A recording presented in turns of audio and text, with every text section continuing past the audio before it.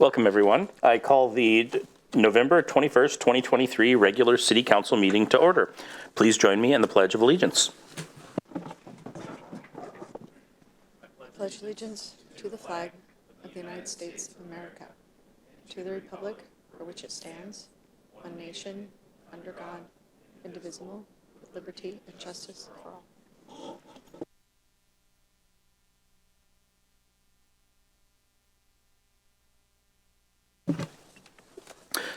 The City of Bothell provides the option of attending council meetings remotely or in person. Public comment will be allowed both in writing or verbally. Verbal comments may be taken either in person or remotely.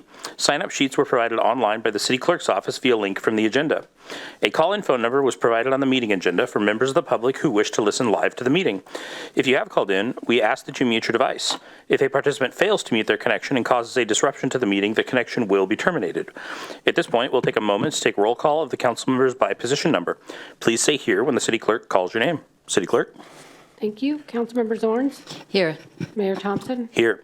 Councilmember Alders? Here. Councilmember McNeil? Councilmember Menke? Glad to be here. Glad to have you. Councilmember Dodd? Here. And Deputy Mayor Alcabra.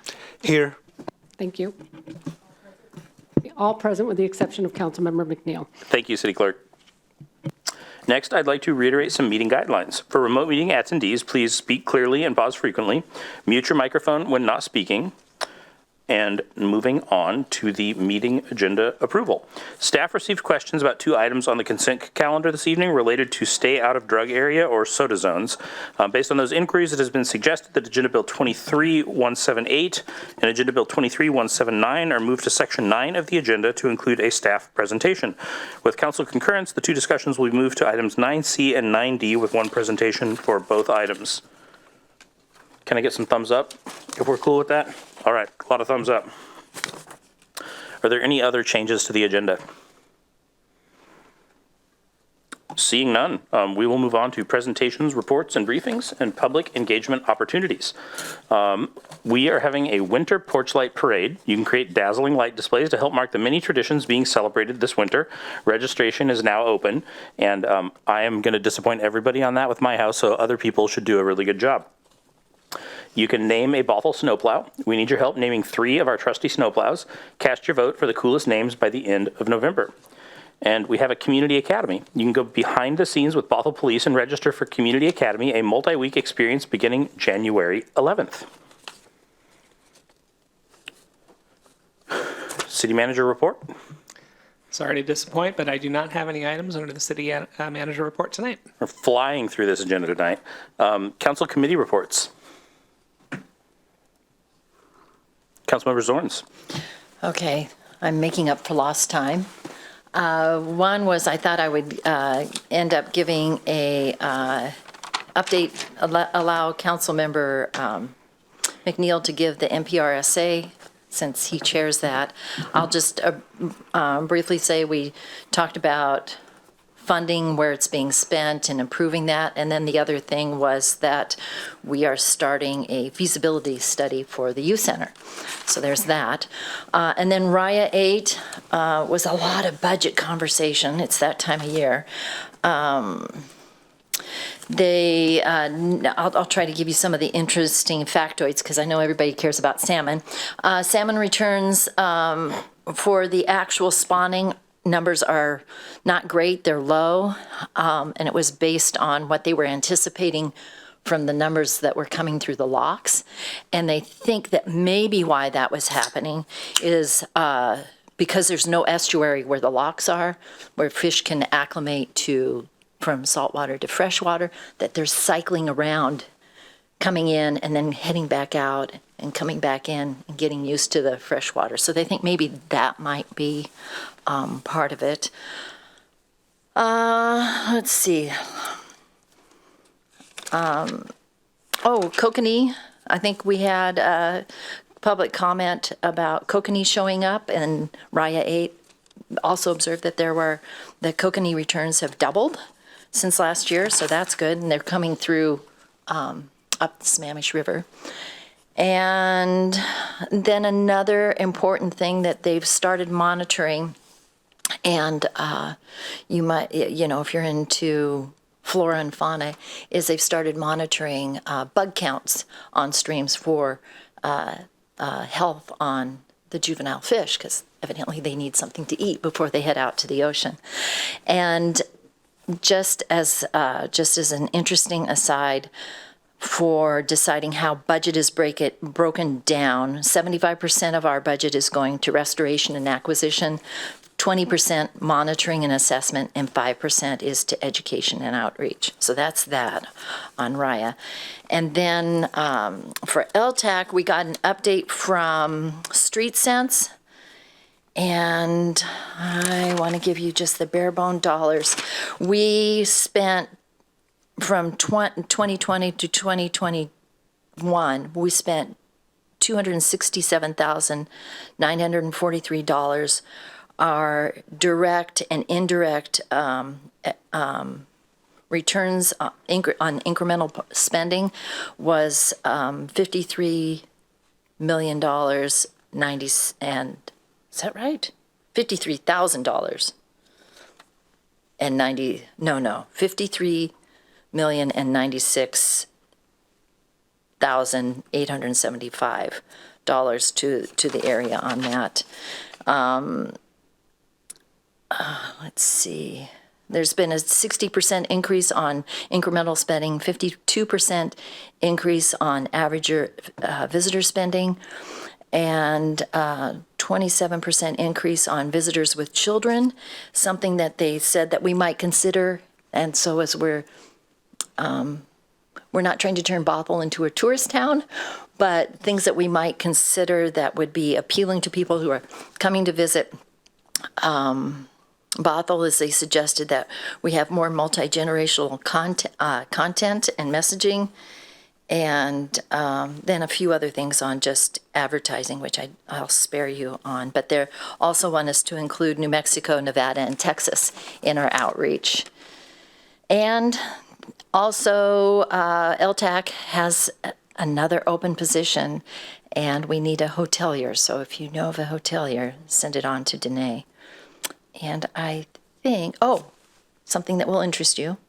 Tomorrow, the lights get installed on Main Street from 102nd all the way down to 527.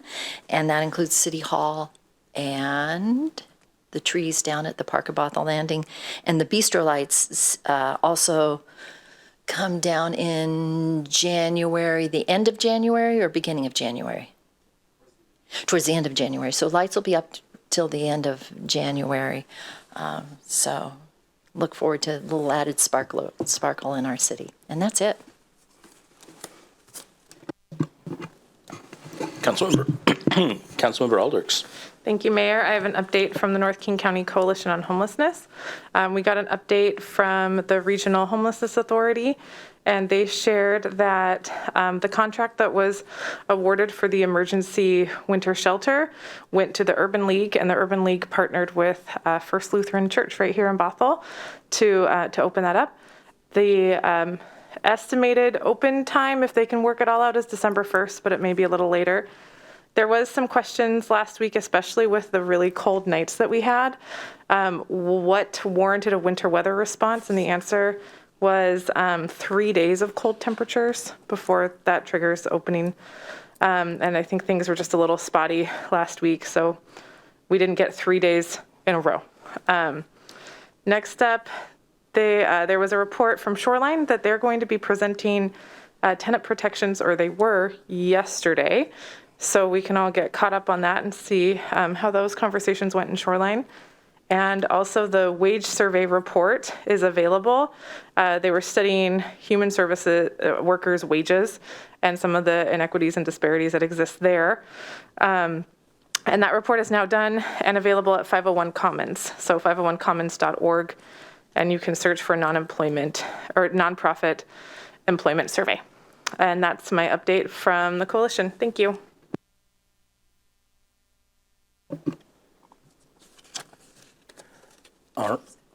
Yeah. Councilmember Alders, one quick question. You said 3 days of cold weather. Is that looking at the forecast, or we've already gone? Would they trigger it if the forecast saw 3 days? I don't, Becky, do you have clarity on that? Forecasted, great. And that Thank was, you. I think, part of it last week is that it wasn't forecasted when it got that cold. All right, moving on to public comment. The city has accepted public comment in writing as well as accepted sign-up sheets for those who wish to speak at tonight's meeting. Written comments submitted to the city clerk no later than 3 p.m. today were forwarded to all city council members and are part of the record. When the clerk calls your name, you will have 3 minutes to speak. Please note that council will receive your input, but upon the advice of our city attorney, we do not engage in discussion of these topics. Staff will make note of items requiring follow-up. City clerk? Thank you, Mayor Thompson. We did not receive any written comment, and we did not have anybody sign up to speak. However, I do believe that Mr. Loesch is in the audience, wishes to speak.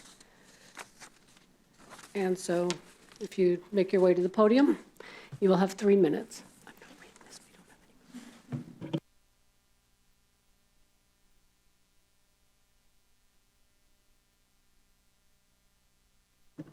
There we go.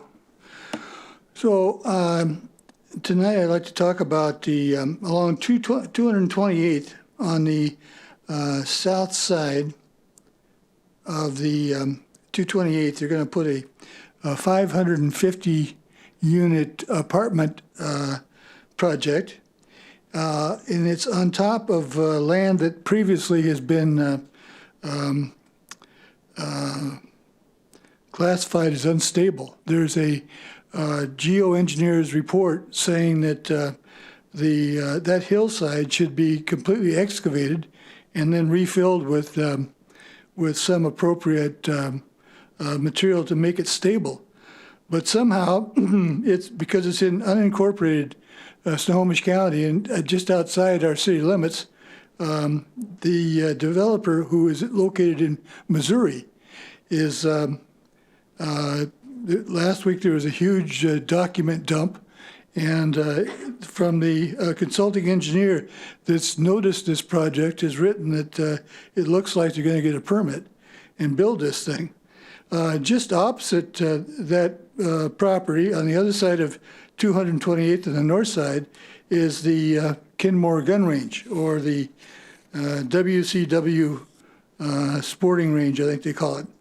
Now, that's an 80-acre parcel, and that's prime property. It's got no, it's almost completely wooded. It's got no negatives against it at all. It would be an ideal site for development, and this has been in existence since 1945. 1945, of course, this was we were out in the boonies here, so it's conceivable that that developer could make an offer on that property and build something that would be a benefit to everybody. It could have mixed-use housing and have shops and stores, be a proper planned urban development. The difficulty with the other side is that this is earthquake country, and we've had, of course, in the time I've been here, we've had one at 7.1, we've had several at 6. And in 1700, we had an 8.5. So if that happened when this 500 units is sitting on top of it, that whole thing would slide into the creek below it. So I think it's something that we should be concerned about because it's going to impact us, if nothing else, just the traffic on 228. Thank you. Thank you. Is there anyone else in the audience that wishes to speak? That's all I have, Mayor Thompson. Thank you, City Clerk. Next up, we have projected agenda discussion. Any council members have anything they'd like to bring up? All right, moving on, I would ask for a motion to approve the balance of the consent agenda without the 2 items we removed. So moved. Oh, Second. perfect. I've got a motion from Councilmember Zorns and a second from Councilmember Aldrichs to approve the balance of the consent agenda. Would anybody like to speak to the motion? Seeing none, City Clerk?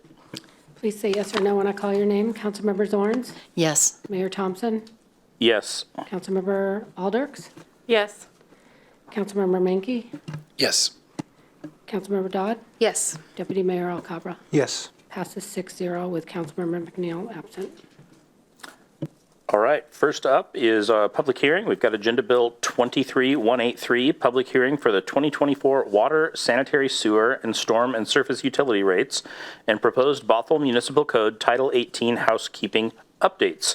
I'm going to open the public hearing and then turn it over to City Manager Stannard to introduce our presenters. Thank you, Mayor. And yes, other than opening the public hearing, I just want to reiterate there's no action being sought from council tonight. This is follow-up of a study session that you've heard from earlier in September, and then there was a follow-up also just related to this last week. But we're joined again tonight by Boyd Benson, who is the Utilities and Development Division Manager, to give a short presentation reframing the conversation, and then we'll see if there's anyone who wishes to speak. Boyd, when you're ready. It's okay.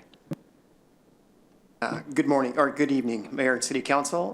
Boyd Benson, Public Works, and with us tonight is Tage Acker from FCSG Consulting Group, a consulting group that specializes in assisting cities and municipalities with rate studies and other budgeting needs. And as I pull this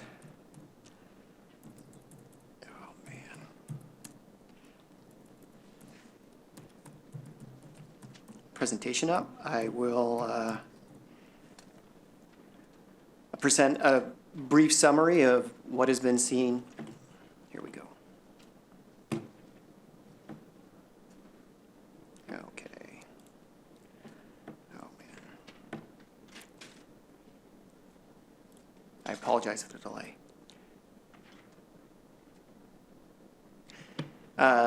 Staff and consultants have come to the City Council 3 times in the past 4 months to present items related to the 2024 water, sanitary, sewer, and surface and stormwater proposed rates. Look at that. And tonight what we'll be doing is providing a summary of that information to support the public hearing. And then after hopefully hearing some comment and feedback from the public, and we'll be bringing this back to City Council on December 5th for a final decision. So for a quick update, we started this process early in the year, presented our first study session to City Council on July 18th, and we discussed our public outreach program, our discount programs, the understanding that users should pay for their use, and we also discussed other funding opportunities. We came back on October 3rd to look at revenue requirements and proposed municipal code updates, and the revenue requirements are the basis for proposed rate updates. We then came back with a separate but kind of associated item, capital facility charges on November 14th. We're not speaking about those tonight, but we did have these under the umbrella of the rate update study, and that was to discuss CPI increases for capital facility charges and propose a new small dwelling unit water and sanitary sewer, CFC. And tonight we'll be presenting this information to support the public hearing with respect to rates, code updates. And once the hearing is closed, we'll be coming back to you on December 5th for hopefully a decision on the proposed 2024 rates with an effective date of January 1st, 2024. So a quick overview of what you'll be seeing tonight. Once again, the revenue requirements are the basis for the rates, so we'll be going over that information that was previously presented. So that's overall revenue requirements and then associated rates increases to ensure the fiscal health. Also some comparisons with jurisdictions and some sample billings for different rate classes for water, sewer, storm. The municipal codes, you'll see the attached 3 ordinances. The 4th is some general housekeeping municipal code updates, and so we'll talk about that a bit. And at this time, I'll hand it over to Tage Acker to talk about water rate requirements. Thank you, Boyd. So we have the next 6 slides will be split up by utility. We've got 2 for water, 2 for sewer, and 2 for stormwater. The first slide in each of those couplings shows the capital plan and the capital funding strategy for each utility, and then that feeds directly into the rate forecast through 2029, although the focus later on, as you'll see with the sample bills, would be what's the impact for ratepayers in 2024. First up, for the water utility, you can see in any given year there are some larger capital projects, smaller capital projects, but in total about $31 million through 2029. The capital funding strategy that supports the rate forecast on the next slide would be supporting about 60% of those projects with cash on hand, rate revenues generated through the bi-monthly billings, as well as growth-related capital facility charges. There is some borrowing incorporated as well. You can see about a third of that capital plan is assumed to be debt funded. On the next slide, you can see the annual rate forecast. It's a 6.25% annual rate increase. Again, just focusing on 2024 here, we can see that that 6.25% rate adjustment would be about a $6 increase to a sample single-family bi-monthly bill. The graphic here shows just the annual financial obligations of the water utility, operating and maintenance expenditures, existing debt service that's already on the books, planned borrowing, you can see there, comes online in 2029, and then what's left over is available to rate fund or cash fund a portion of capital projects. Yeah, just to add to this, what we're looking at tonight are the projected or the proposed rate increase for 2024, the 6.25. The placeholders that you see for further years are placeholders. As additional information comes in future years with respect to revenue and opportunities and projects, our goal is to keep rate increases as low as possible while still keeping the utilities fiscally responsible and be able to do our day-to-day work. So as we come back in future years, you'll see these more as this is what we had planned, and with fine-tuned information, this is what we think we can do.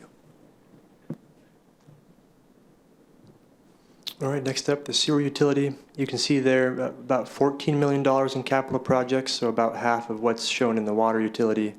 A lot of the more expensive types of sewer capital projects are related to sewer treatment. In the case of the city of Bothell, they pay King County for sewer treatment services, so that would show up in the operating costs, not necessarily in these capital projects shown here.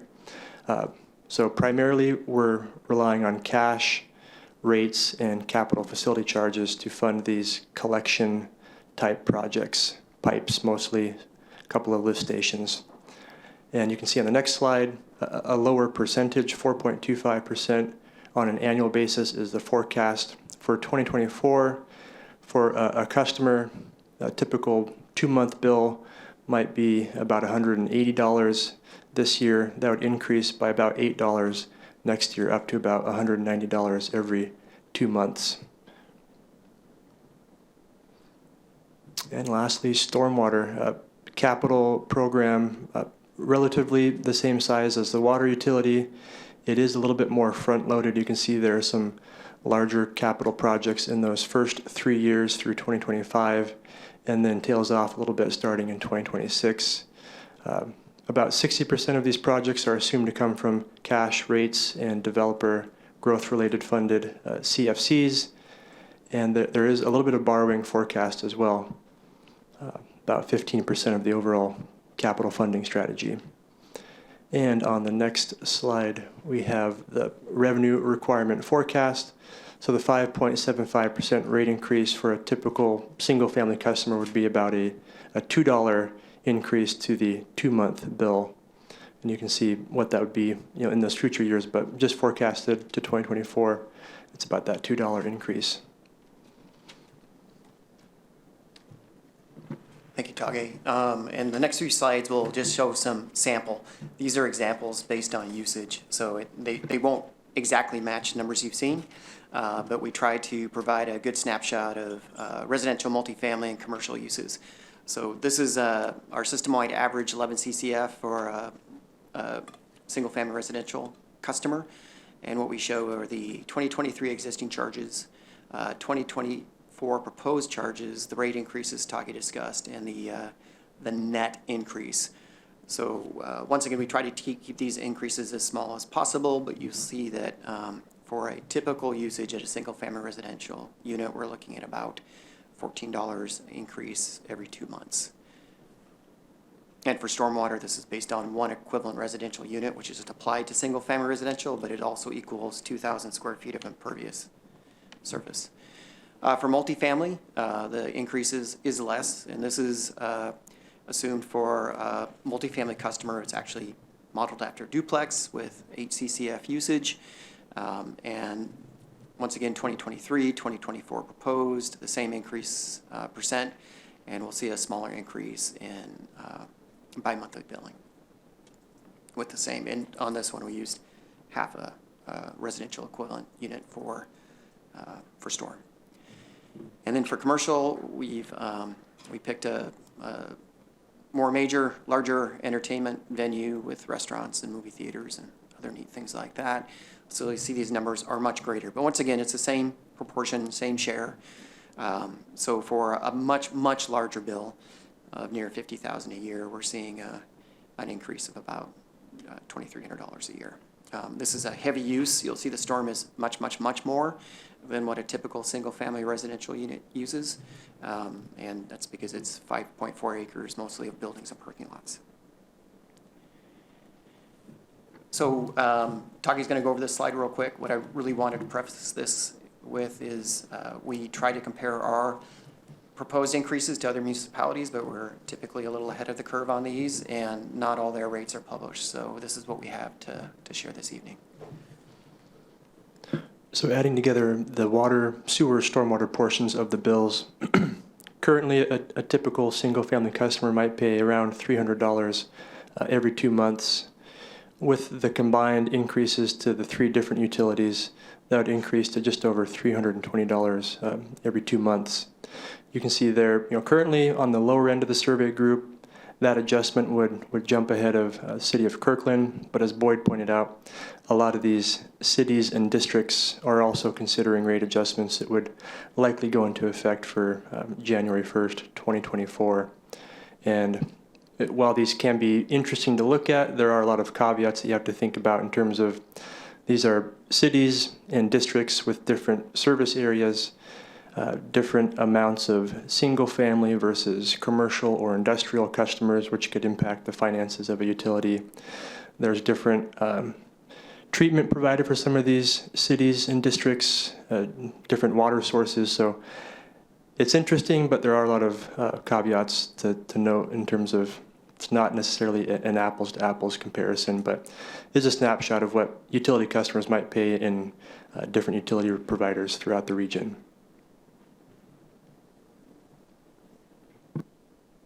Okay, as part of this process with rates, our rates are codified within Municipal Code, Title 18, so we do have to update that with ordinances to amend the storm, sanitary sewer, and water rate schedules. So you'll see that as 3 attachments, 3 separate attachments, 3 separate actions as part of this item of business.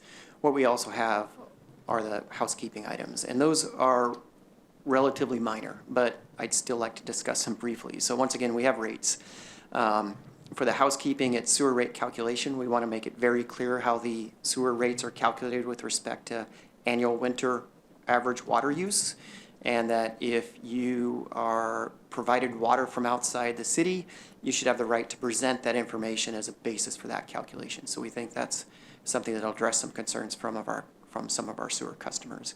Wastewater surcharge, we only have one of these within the city at this time, but any discharge that exceeds certain parameters, King County requires that they pay extra for the additional treatment. And we have one within the city, and we pass that surcharge on to those folks. They should pay their impact, and we're just cleaning up the language for that. Water leak adjustment clarifications, we clarified those a bit before in past years, and now we really wanted to make sure that if you're allowed the leak adjustment once every 3 years, and we get these every once in a while, that there's proof that you've repaired the leak and not just turned off a valve, because the goal is to incentivize people to conserve water and fix their repairs.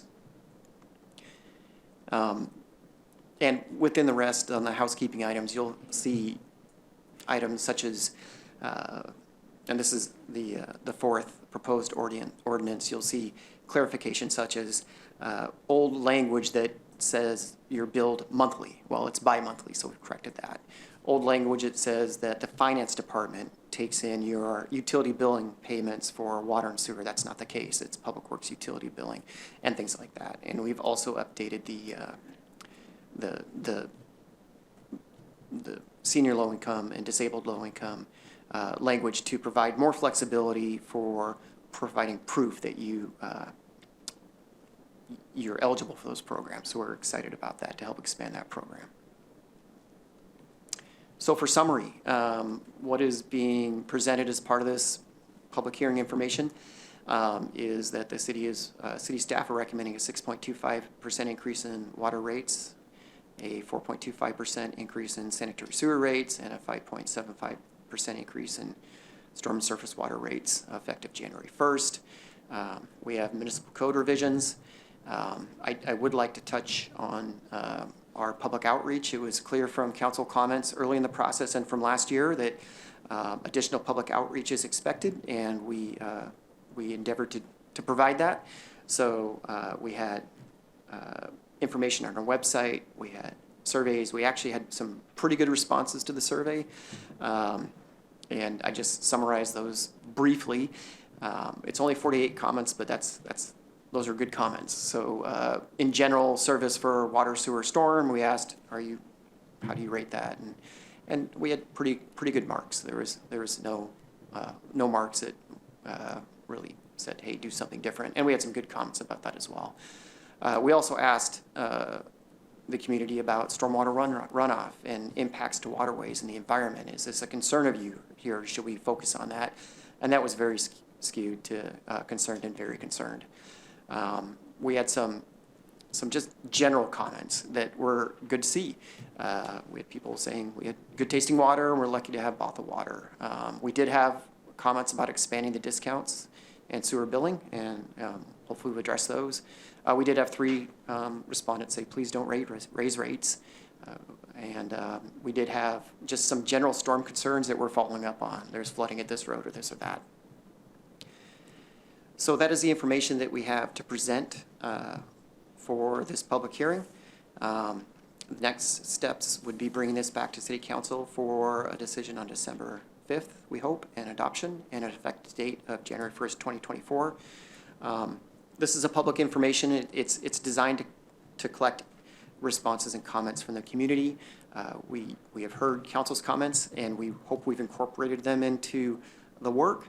No actions being requested at this time, and we will be coming back to you on December 5th for hopefully a decision on the proposed 2024 water, sanitary sewer, and storm and surface water rates. And at this time, we'd hope we'd get some community comments or questions. City Clerk, do we have anybody signed up to speak? We do not, and we did not receive any written comment either. Okay. But if anybody's in the audience and wishes to speak to this, please step to the podium, state your name, and you'll have 3 minutes. Nope. All right. Council, any questions? Deputy Mayor? Thank you, Mayor. Thank you for the presentation. I appreciate it. Question about the surveys. How many customers do we have in general? Like total, and then? Yeah, residential sewer water, it's about, I think it's 48, around 5,000. And then we have the commercial customers. So we attempted to get the word out on the survey as best we could. So it was on our website, it was in the utility billing and the rest. So it's not a really strong response, but we're happy to get that response. Stormwater customers in Snohomish County, they'd have to actually see this on the website, and that is just one little disconnect. We have a better mechanisms for outreach within our sewer and water service areas, and that's something that we tried to expand even with the open houses. For the comp plan, we tried to engage community members that may only have City of Bothell storm and surface water rates. Yeah, because with auto bill pay and all that, I don't know how many people, like I never go, I'm not the city's customer, I'm not, but I never open up my thingies.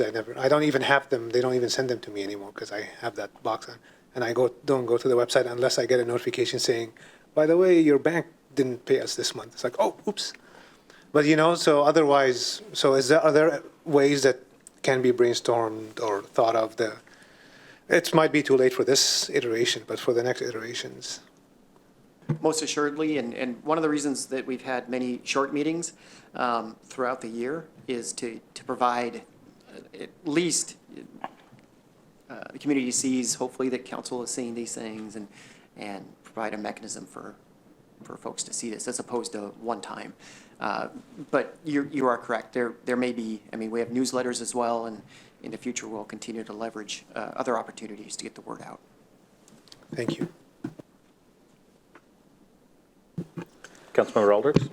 On that same topic, I know that I am looking forward to, at some point, the Engage Bothell platform, which is hosted by the Community Development Department, to be then accessible to all organizations across the city. And so I don't know what the time frame is on that, but I have heard that is a direction that Public Works and Community Development are working on, so that platform, which everybody's invited to get on at any time, provide feedback with whatever opportunities are there, would then be an avenue for future community contact. Thanks.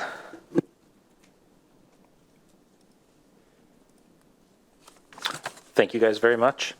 I think we're good. We'll see you next week or next meeting. Mayor, Yes, just a quick reminder to close the public hearing. I will now close the public hearing. Thank you, everybody.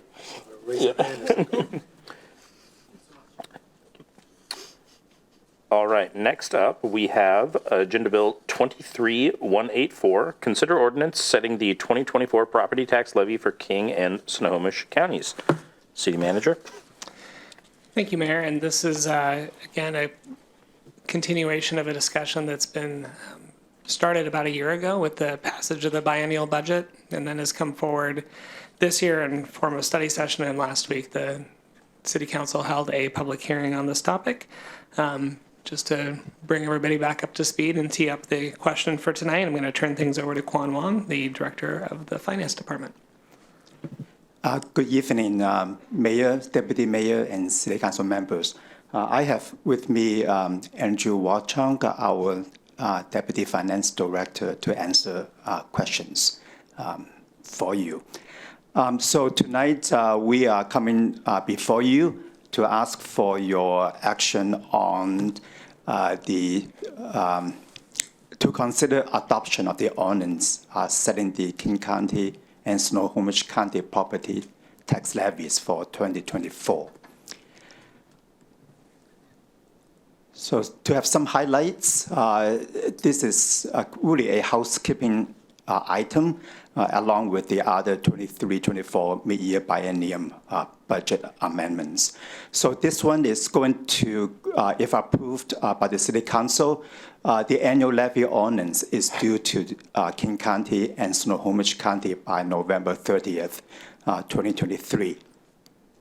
The adopted budget already assumed a 2024 property tax levy that includes a 1% increase plus new construction. The estimated levy is about $1.66 per 1,000 of assessed value, or about $1,647 on a median price property of $988,000. So the 1% increase over the 2023 levy is approximately $14.71 annually, again for the median price property of $988,000. In the budget, the 1% translates to about $257,000. So to give you some context. The next slide really shows the pie chart where the money goes to. In Snohomish County, only about 21% comes to Bothell. The majority, in fact, about over 60%, they go to the school district. And for the King County, the entire amount for Bothell is only about 18%. Again, same thing in King County. The majority of the property tax, they go to the school district. So that's really the overview. We are glad to answer your questions, but for tonight, we're asking you to consider adoption of the ordinance setting the King and Snohomish County property tax levy for 2024.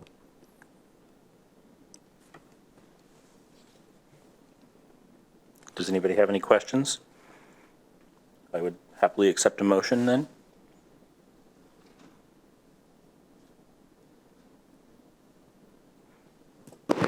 Councilmember Dodd. I move the recommended action. Second. All right, I have a motion from Councilmember Dodd and a second from Deputy Mayor Alcabra to adopt the proposed property tax levy ordinance to continue providing funding for essential local government services in the 2023-24 biennium. Would anybody like to speak to the motion? Seeing none, City Clerk? Please say yes or no when I call your name. Councilmember Zorns? Yes. Mayor Thompson? Yes. Councilmember Alders? Yes. Councilmember Menke? Yes. Councilmember Dodd? Yes. Deputy Mayor Alcabra? Yes. Passes 6-0. Thank you. Thank you very much. Thank you. All right, next up, we have Agenda Bill 23185 to consider a resolution approving protocol manual updates. City Manager. Thank you, Mayor. And tonight before you is a set of changes proposed based on feedback from council a few weeks ago at study session. As noted in the protocol manual is intended as a guide for the council to help guide through situations. It is not legally binding, but it is a roadmap and a good resource for council to have.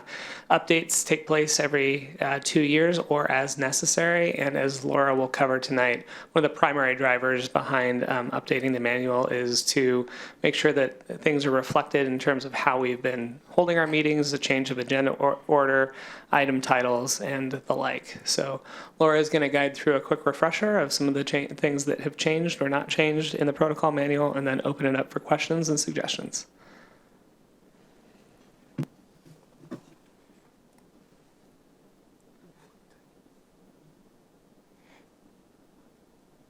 I feel old. Oops, my microphone is on.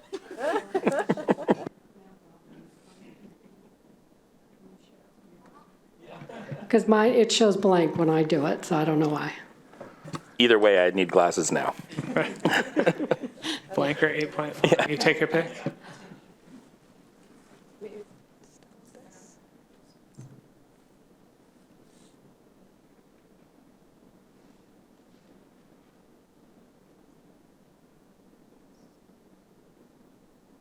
Okay, thank you. Next slide, please. As the City Manager Standard said, tonight we're here to ask Council to approve a resolution updating the City Council's protocol manual. So this falls in line, as he said, with the 2 study sessions we had in the past, one on September 10th and October 5th. I can't remember the dates exactly. But it falls in with priority number 3 to implement improvements at council meetings and the meeting agenda that result in enhanced communication. Next slide, please. Yeah, September 5th and October 10th. So there you go. And at those meetings, we discussed the order of the agenda, and we also discussed several other options. Council had several other questions on if we could make some changes to the protocol manual. So tonight we're here to talk about those. Next slide, please. So the recommended updates, I'll go through these quickly. For what staff is recommending, we added clarified language for residency requirement for board and commissions. We clarified language on local ballot measures. We added language to the proclamations to actually ask for 3 weeks advance notice, so that gives staff time to reach out to people to accept. We restored the language, section 5.06 for the Bothell Bridge, renaming it to Council Corner, and we revised language for filing council vacancies to reflect RCW. that states that if we do have an open one, obviously we have to file that with the county that has the greatest geographical population. Next slide, please. And then the other updates are to the city council meeting, section 8. We are asking to revise placing the items on the agenda to give advance notice to the city manager prior to doing that. Revise the order of the agenda, which is in your protocol manual, red line and clean copy. And that adds 2 sections. One is a report section, so all reports, city manager report, board and commission reports, et cetera, will be under one section. And then also the addition of an appointment section. And then we changed the title of council committee reports to council committee reports, community reports, and conversations. So combining that. And we removed section 8.08 for study sessions. And then there's a list of other areas that we discussed at the October 10th meeting. I'm not going to go through all of them. We did not include those because we did not have consensus on those. However, this is your protocol manual, so if there are any of these or any other changes that council would like, if I get consensus on them, we can certainly add those. And next slide. I think that's it. Yep, that's it. So again, tonight we're asking council to approve a resolution updating the city council's protocol manual. And I'm happy to answer any questions. Councilmember Dodd? Thank you. Thank you. There's a bit of a delay on the microphones tonight. Thank you for preparing this. I'm sure it's fun to take a group discussion and make it into a formal document, so that sounds like a delight. I was wondering if we do want to make specific changes to this, would we make the motion to go ahead and approve it and then make amendments, or should we tell you now, or what's the process there? I think you could tell me now, and as long as I get consensus on it, I will then, we can incorporate in the final document. Okay, thank you. Yeah. Is that? Eileen Kiefer, interim city attorney. I think as long as you craft the motion, we have like a clear consensus, like the city clerk said, but you would say something like, move to approve the protocol manual with the changes as requested by Deputy Mayor Al Cabro, whoever it is. And then you all would vote on that. If there's multiple revisions, it might get a little tricky, but we're here to help. Thank you. Councilmember Zorns? There is you also listed other items that interested council, and I think that there is merit in making that a separate conversation because some of those are pretty meaty, and I think we need to dialogue a lot on those. So I'm interested in looking at the additional items that we didn't cover, but not tonight. Completely separate from what's already in here. And then I was a little confused. On page 223 of our agenda packet, the different items were, it's just a niggly little maybe housekeeping edit that items were like, identified like 5.03. Well, I went to look back and I couldn't find 5.03, but I could find 5.3. So I don't know if it's like looking at page 246. I don't know. I'm assuming they're the same thing. I just was Yeah, we can make that change. I can make that in the final document. But overall, thank you very much, because you were all over the place and having to go through this protocol manual for us. So thank you for giving it the attention that you did.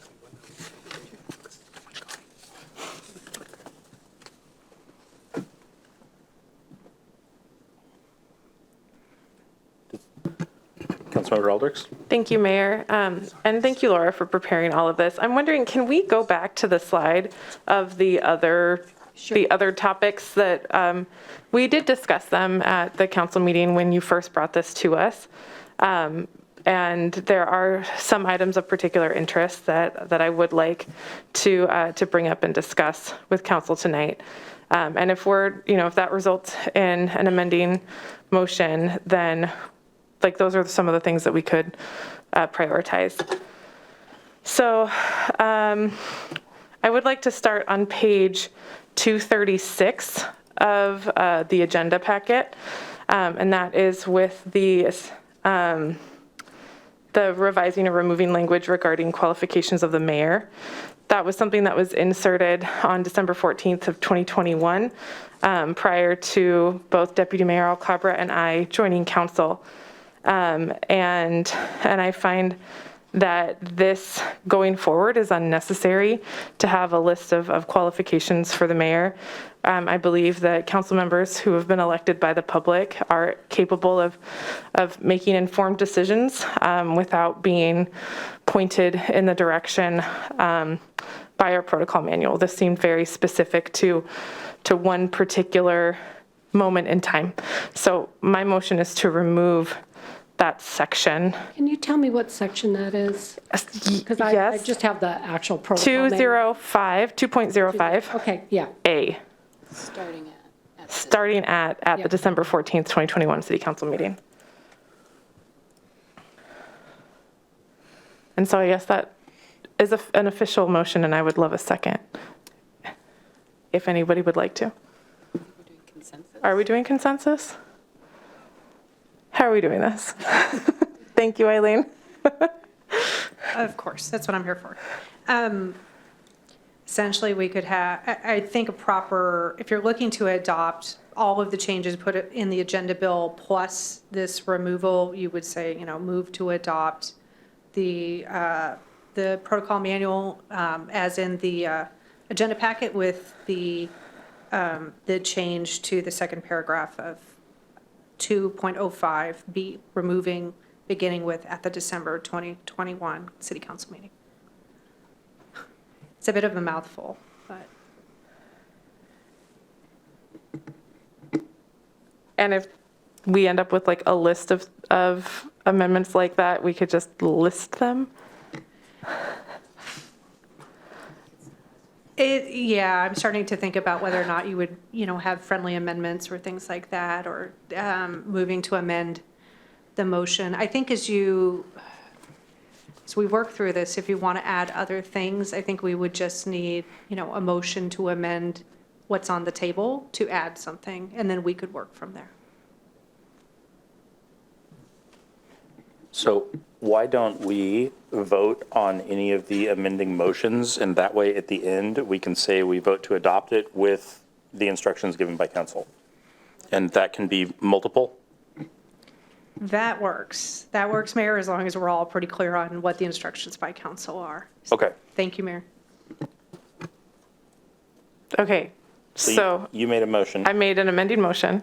But there's nothing to amend. Someone has to make the original motion. So you could say, I move to approve the protocol manual with striking that. Okay. And then we can amend it if we need to. But if we do that, then we're done and we've approved the protocol manual and we're not discussing anything People else. can make amendments. We Okay. discuss the motion. Yeah. That's when the amendments happen. Okay, Yeah. perfect. Okay, Look at us. we'll work it out. All right, so I will motion to approve the protocol manual as drafted. I will second. Speak to the motion. Does anybody like to speak to the motion? All right, Mayor.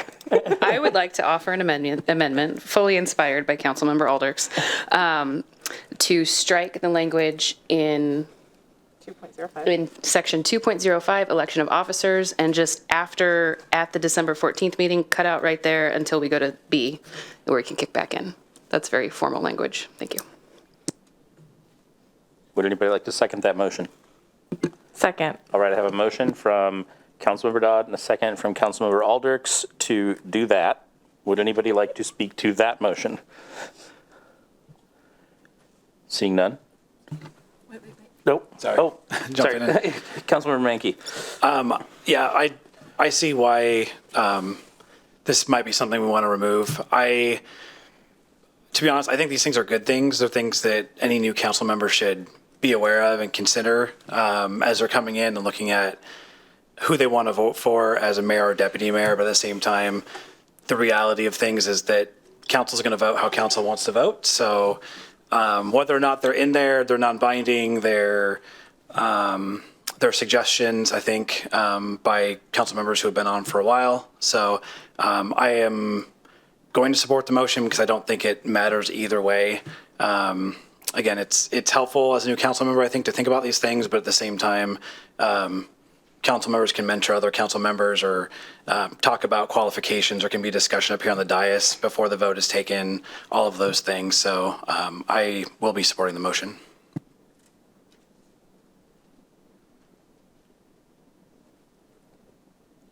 All right. Do I go to you since you're down there? Okay, City Clerk. Please say yes or no when I call your name. Councilmember Zorns? No. Mayor Thompson? Yes. Councilmember Alders? Yes. Councilmember Mankey? Yes. Councilmember Dodd? Yes. Deputy Mayor Alcabra? Yes. Passes 5-1 with Councilmember Zorns voting negative. All right. Can we bring back that slide? There, I believe, several topics that may be coming up there.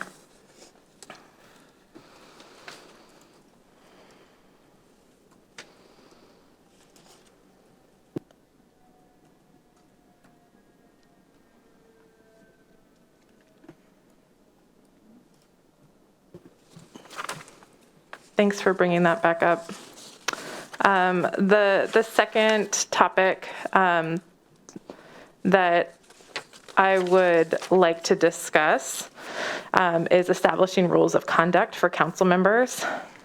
And that was a request that I made after consulting with our consultant who helped us hire our city manager.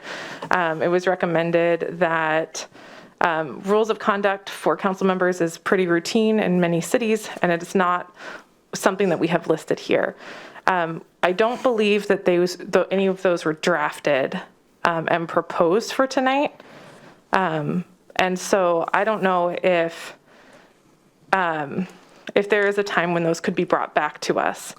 I can't necessarily make a motion to amend the protocol manual to include a code of conduct if we don't have a draft, but that is a topic that I would like to see coming forward. And I don't know if you need, what kind of consensus you need from council to bring that forward. Thank you, Councilmember Alders. Typically, with this lying within the council protocols, the code of conduct language would be something that would be developed and agreed upon by the council. If there is a request of having staff go out and do some preliminary research, finding examples, and bringing back content from other cities, we could do that and bring back, as suggested here, for further conversation. Otherwise, the council could proceed with development. You could ask for an item to be added to a future agenda for a study session. You could ask for an ad hoc committee of council to develop something for proposal. You could suggest that at a 2024 council retreat, that is something that the council would work on together. So there's different options that can be considered. You don't have to give us direction tonight, but I think that's what could be contemplated. If you do want to express direction as a council tonight, we'll certainly entertain that as well. I'm wondering if any of those options appeal to my colleagues and what they might want to move forward with. Anybody have thoughts? I'm including you in the conversation. I know. I was waiting to push the button until you were done. Okay. Sorry, do you need to call on me? Yeah, Councilmember Dodd. Okay. I am really interested in a code of conduct as well. I am wondering, though, if it would be appropriate to work on this at our council retreat, where we can kind of sit in a small group and group edit something. That's so far in my year plus on this body, the best way I've found to work on a big document together. This would be terrible. So that's kind of my thought. Like if we can have that available when we go conduct that retreat, that would be awesome. Councilmember Zorns. Yeah, I support both observations and concerns on that. And I think being in a retreat setting would probably be a nice way to do that. There's been a few things that I've wanted to lay on the table and just have a conversation without making somebody feel put on the spot. So, yes, let's have that conversation. And I think probably a retreat. I was going to say over drinks, but that's not good. So, but in a retreat setting, that would be a good idea that we have that conversation. Could we ask for staff to do some preliminary research of what that might look like and bring it to the retreat? Yeah, and as council will recall, for the retreat that was held in 2023, upon hiring a consultant, the consultant did some interviews with each of the council members in advance of the retreat. I think we could handle it that way. We'll have to start having those conversations as the year comes up around dates and resources of who might be available or interested in, that you would be interested in facilitating that retreat. But that's some work that the facilitator could do along with staff resources for sure. I think if it's preferable to start with something less than a blank page, we can do some work. Yeah, I really appreciate my colleagues up here weighing in on that. And I think that sounds like a good plan going forward. Discussing this at the retreat is where I would lean towards as well. And I think having some of that preliminary work done and research into it would be a good way for us to be prepared and ready to have that conversation at the retreat. So thank you. And I will not be making a motion, but I'm glad we had the conversation. And yeah, and even without formal direction, it's noted and we will take care of that.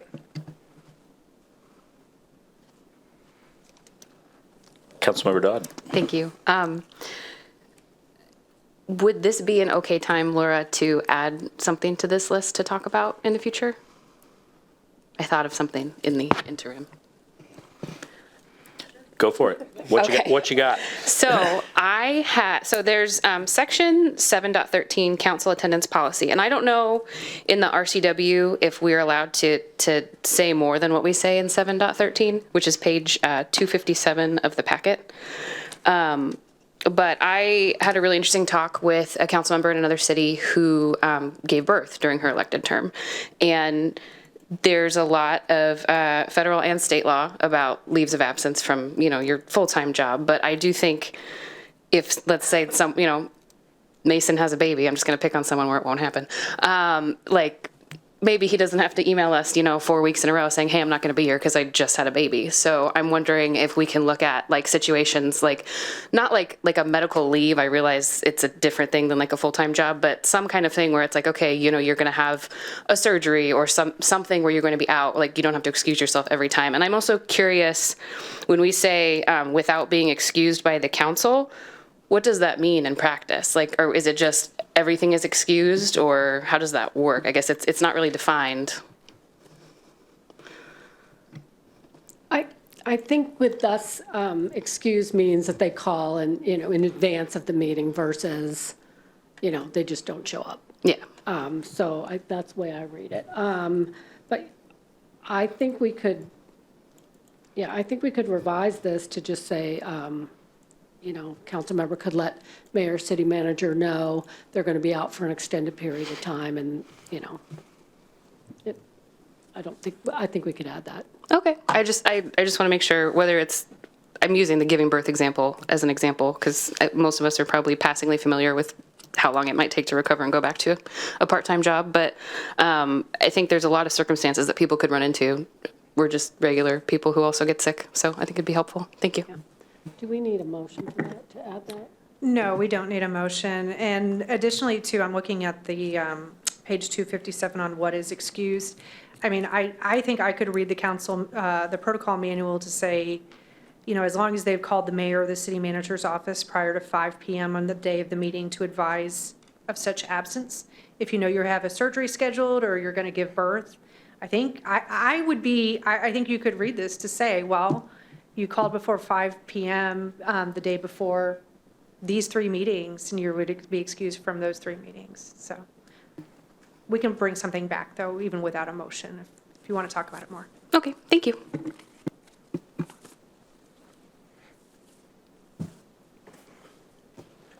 Councilmember Alders. Thank you, Mayor. I like the point that Councilmember Dodd is bringing up about excused by the council. My understanding is that the council doesn't deliberate on whether one of us needs to be excused. And so I'm wondering if that could be edited to being excused by the city clerk or the mayor or whoever, one person in particular who is officially doing that excusing. I believe that the reason for that language points back to Revised Code of Washington 35A 1260, which is referenced in the protocol manual, which does, it reads, in addition, a council position shall become vacant if the council member fails to attend 3 consecutive regular meetings of the council without being excused by the council. So the language does point back to the need to be excused by council in whatever means. So the protocol manual is trying to give definition to what that excuse looks like. And then it would be up to each individual city to determine what by the council means. Okay, could we clarify that here? And maybe it does in the next paragraph, because it makes it very clear that you call the mayor or the city manager's office. The manual is your expression of what you would want to see. That is something that, again, the city council, you get to define your protocols. And so there are some councils which choose to do this formally, and at the beginning of meetings, if somebody is going to be absent, they will vote to excuse every time, with then special exceptions of if there's a known medical absence to do for a range of time. I've seen that happen before too. The current protocol manual leaves it up to notification with an assumption that people will be excused. So it really is up to you to define of how you want to operate. And so again, if that's something that you would want to take some time to think about, and if that's a part of the rules of conduct, you could also put that in terms of behaviors around notifying and how that works. And we could discuss it at a retreat, or that might be one that, again, is a little more study session germane. There's only so many ways under the sun to excuse people, so we can probably get a little bit more specific.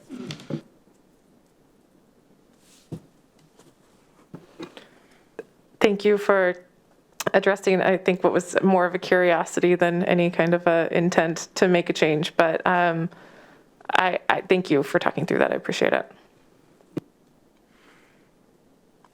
All right, so we've had no other motions, but we still have a motion on the table that we're going to need to vote on at some point in time. Councilmember Mankey? I move to call the question. Ooh, fancy. Does that need a second? Do you have a second to call the question? Eileen's like, I was looking. Do you know? Point of order. No. Why don't you just second it so we can move on, and then we'll find out. Whether a second is needed or not, I'm going to second that. Yeah. That sounds good to me. Perfect. It just feels like we should second that, so Motion let's for second it. acclamation then. Does anybody not want to do that? Nobody doesn't want to do that. So let's move on to calling the question, and City Clerk will take a roll call vote on the main motion. What's the main motion now? To approve the protocol manual with the one amendment that we voted on. And that amendment is to strike at section 2.05A from the December 14th meeting all the way through B.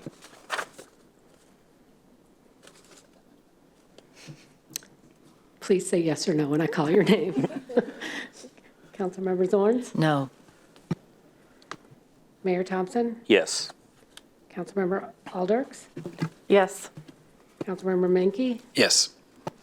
Councilmember Dodd? Yes. Deputy Mayor Alcabra? Yes. Passes 5-1 with Councilmember Zorns dissenting. All right. Thank you, City Clerk. Next up, we have something I'm going to turn my page to, is Agenda Bill 23178, Resolution Establishing Prohibited Areas Related to Marketplaces of Drug-Related Activity, and Agenda Bill 23179, Ordinance Revising BMC 904050 related to prohibitive areas, designation, modification, and termination. There's going to be one presentation with two separate motions, and I will kick it over to the city manager. Thank you, Mayor. And as noted at the top of the meeting, there were two items that were originally placed on the consent calendar, and there were some questions brought up from council, and so we've moved this in for a presentation to give an opportunity to hear a little bit more and consider what these two items are. Before you will be both a resolution which establishes prohibited areas for stay out of drug areas or soda zones, and that is in response to the current city code, which requires renewal every 2 years. So this is something that's been in place for, I believe, 4 years, but we'll hear more about that. And so they would be expiring at the end of the year if not voted to continue. The ordinance, as you will hear, is to suggest updating that code, taking out the 2-year provision and changing things to being able to update it based on operational needs. So that would be something then that the council could request or that staff would bring forward. So those are the two items. To give you some more background and answer any questions, we're joined tonight by Interim City Attorney Eileen Kiefer and our Police Chief Ken Suberlick. I'm going to turn it over to Eileen. Thank you, City Manager. Mayor, Council, and before I begin with this, just relating to the last item, you do need a second to call the question, so you guys did it perfectly. Okay, so now we'll start with the stay out of drug areas or SODA presentation for tonight. I just want to give some context to what SODA is and what SODA orders are. SODA, again, stands for Stay Out of Drug Areas. This is a tool that is used by both our police department and our municipal court in order to have just, again, one tool in fighting drug offenses. SODA zones, I will say, only apply to a small subset of folks who have kind of worked their way through the criminal justice system. So, for example, I would imagine all of you are perfectly welcome in SODA zones.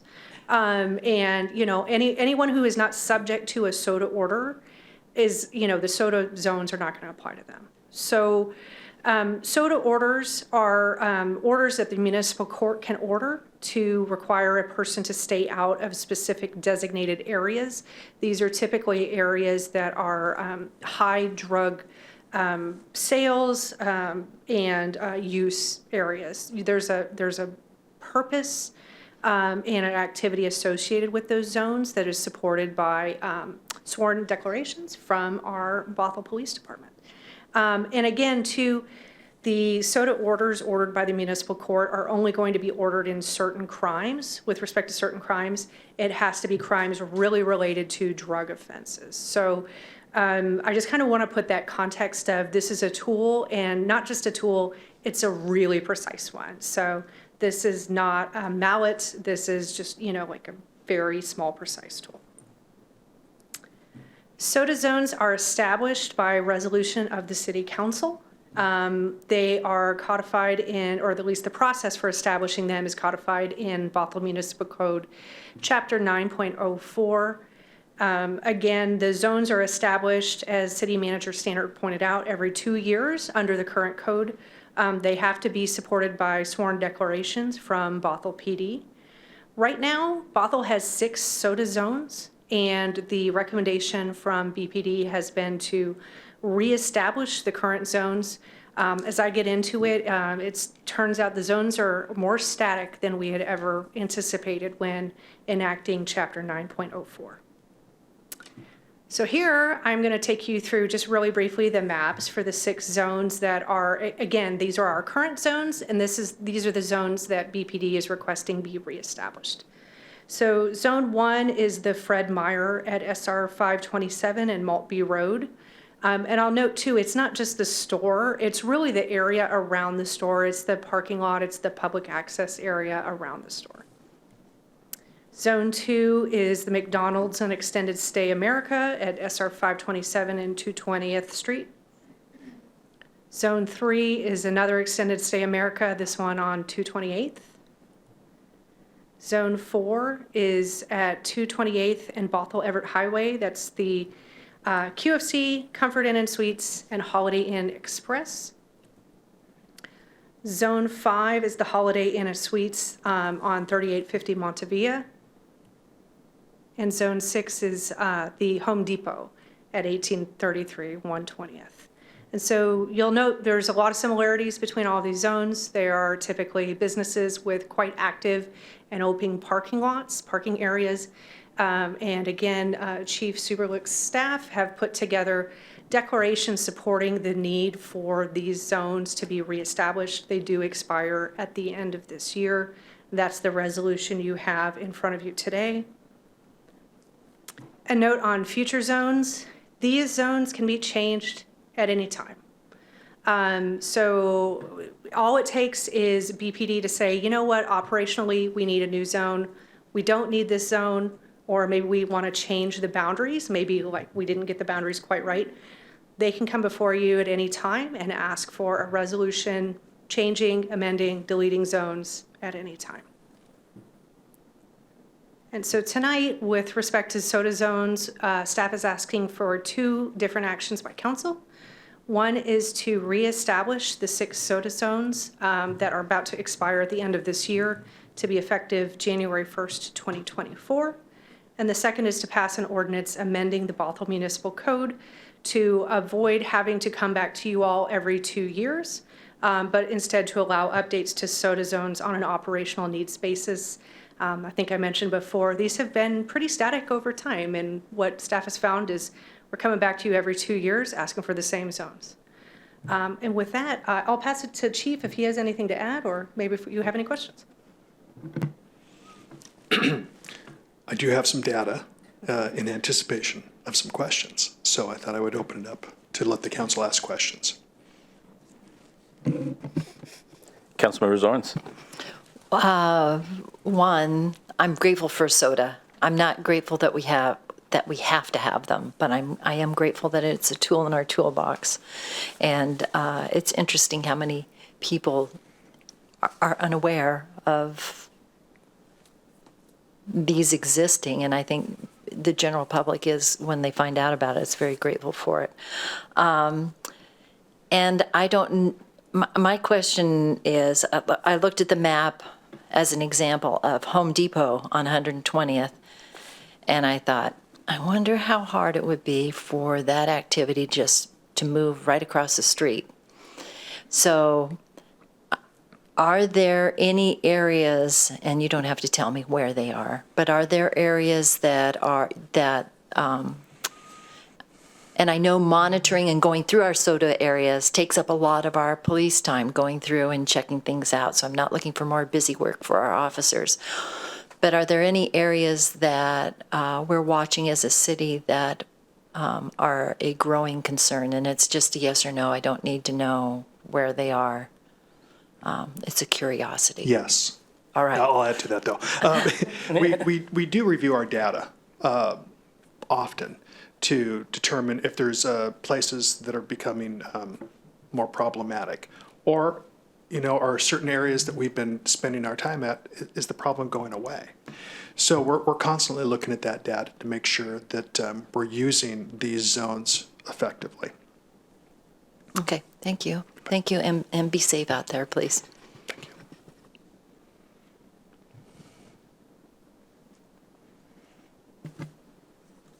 Councilmember Aldrichs.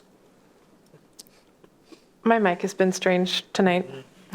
When I see you going for it, I assume that it's going to. It eventually will light up. So thank you for this presentation. Thank you for the additional information. There are some newer council members up here tonight, and so it's really beneficial, I think, for all of us to have a solid understanding of the policy that is coming before us. So I do have a couple of questions regarding how how the use of soda zones have changed, or how rates of activity in these zones has changed since the Blake decision. And also, we've, like, since soda zones were kind of debuted in the city of Bothell, there have been significant changes to our public safety strategy, including working with radar and racer. And so I'd like to understand, with some of these kind of concurrent events that are happening in our state, in our city, what kinds of changes have we seen with how these soda zones are used, how many orders are given, how many times BPD is determining that it would be appropriate for an individual to get one of these orders. So that's kind of a broad set of questions, but I'd really love to understand the data behind that. I'll try to hit as much as I can remember, so feel free to jump in and remind me if I'm missing anything. So I pulled the last 5 years. I believe we actually went to council in 2017 asking for the implementation of soda zones. That seems to be about right. Since that time, so in 2018, we had 25 violations, soda violations. In 2019, we had 56. In 2020, we had 75. In 2021, we had 20. And in 2022, we had 6. Now, that being said, 13% of all of our crime occurs in soda zones for the whole of the city. Those are our cases. And the numbers are, they're a lot. Kind of going back to when we talk about the mental health component, soda zones specifically focus on drug activity. As we all know, there's lots of reasons why people participate in drug activity. But with that, we have, since the implementation of when we had radar, the goal is to plug people into these systems to get them out of the legal system. It doesn't do us any good to have repeat offenders. Our goal is to stop the behavior so we're not spending our time dealing with the same person over and over again. So as far as addressing that, that's always been our practice here. And really the courts are the ones that kind of step in and help them along with that process. Normally that's conditions of the court that are placed on them after they've been, they've had their court date. So that's not something that the police do. We can plug them into resources, but oftentimes it's the court that helps direct them to those resources. As you can see, since the Blake decision, and I'll just say 2020, we went from 75 to 20 to 6. Okay, a lot of that has to do with Blake. A lot of that has to do with just changes in the drug law. For a good portion of about 18 months, there was virtually no drug enforcement.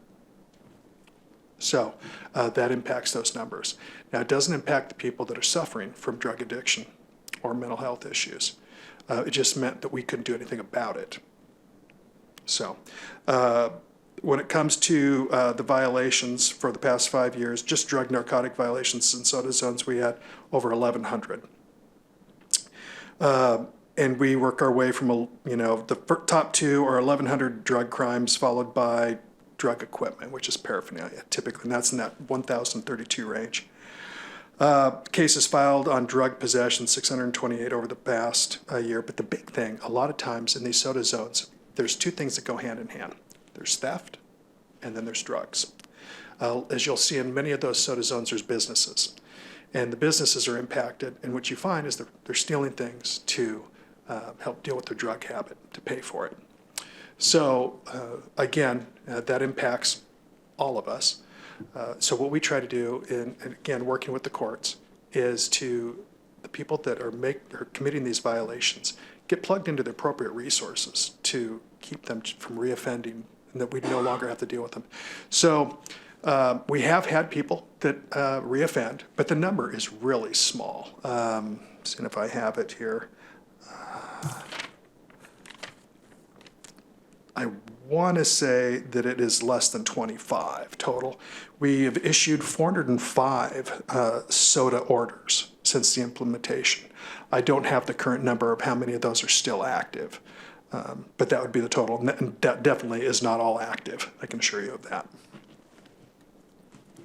I just want to add on to that. The Bothell Municipal Code, if I recall correctly, limits soda orders issued by the judge to a period of 2 years.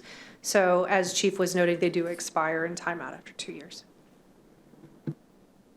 And so those reoffenders, like the 25 who reoffend, are those who in that 2-year time it maybe lapsed and needed to be reinstituted? Is that how the reoffender works? Typically, what ends up happening is that we find that there's an order in place with them, and we make that part of the process that we're filing with the court, that they violated the soda ordinance. And typically, it becomes part of the legal process at that point. We file it with the court and the prosecutor, and then the legal system works it from there. My experience is, again, I think we all recognize we want to get people off of drugs. That's the primary focus on this. So our job is to get those people in front of the prosecutor and get them in front of the judge to help them get out of the system.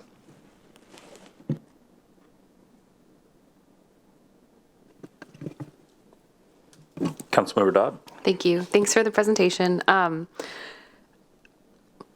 not quite sure how to phrase this, but there's some things in common with all the soda zones. Large parking lots with not a lot of other activity, right? And I'm wondering, in addition to setting these as soda zones, do we work with the businesses or the property owners to help create an environment that is less friendly to these activities? Because obviously, I would think the locations are being chosen for whatever exciting feature makes you think this is where I'm going to do this illegal business. But like, how are we kind of trying to create a less hospitable environment for that, in addition to naming them as soda zones? It's challenging. We have better working relationships with some businesses over others. We spend a good portion of our time, just to kind of put it in perspective, of the violations, 2,415 cases at Fred Meyer's, 1,038 at Home Depot, the McDonald's area up in the Kenyon Park, 779, QFC North, 372, and then the Holiday Inn area is 81. So these are calls that we're not just driving by and we notice we get dispatched to.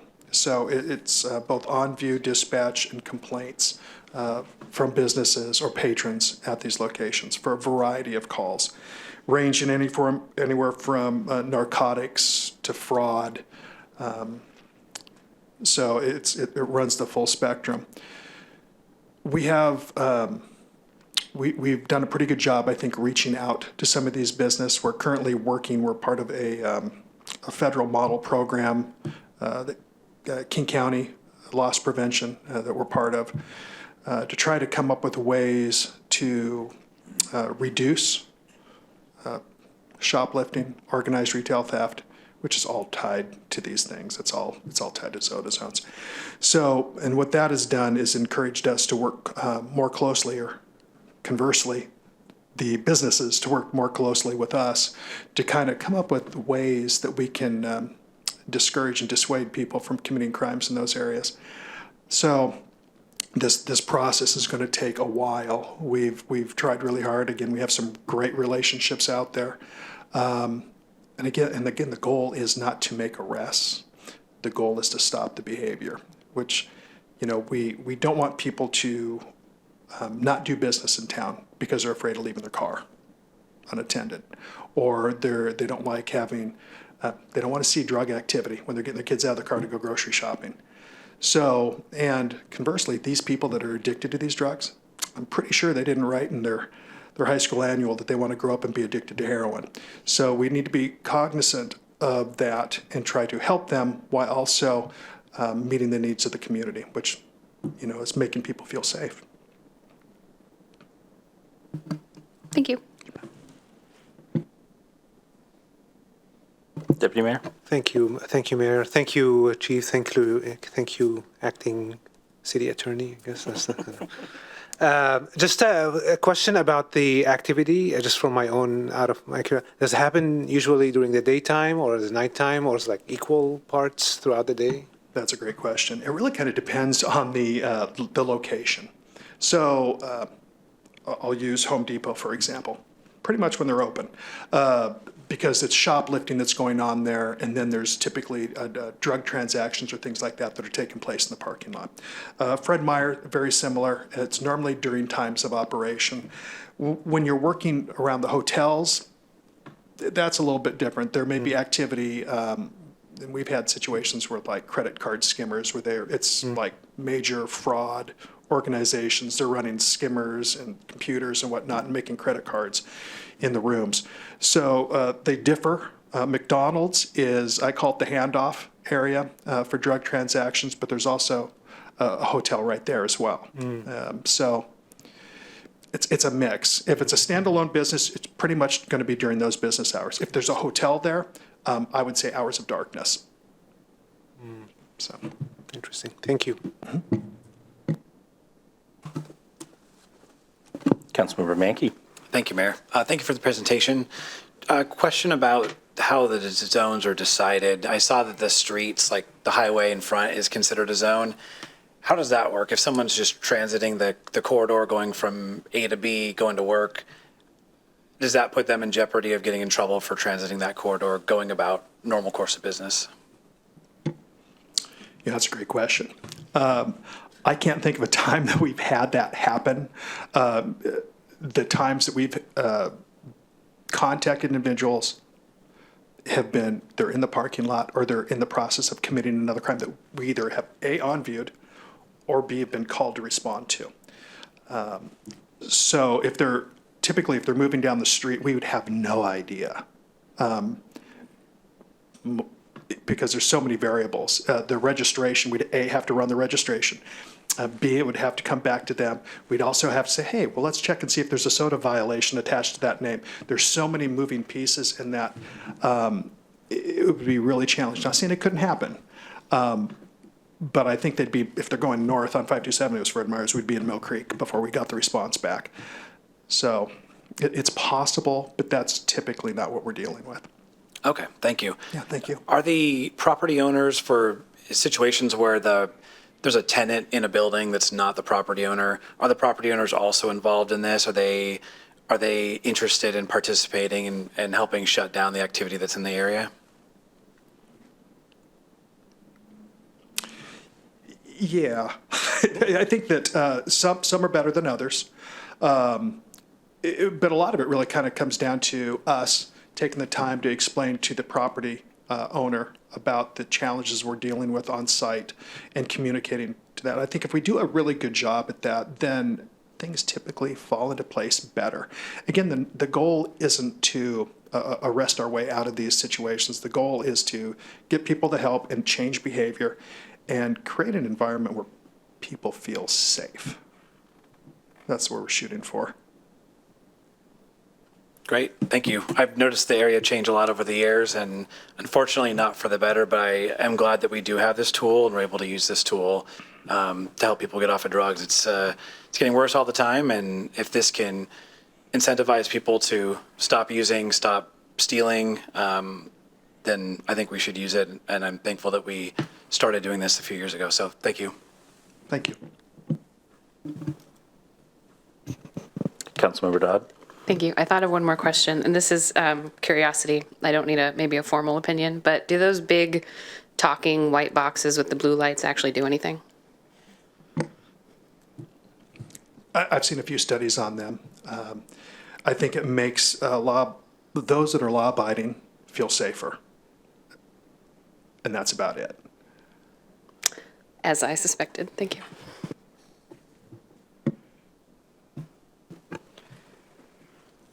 I would appreciate, I guess, some further clarity around, like, how, I've sort of heard you talk around it maybe, but I would like to just better understand.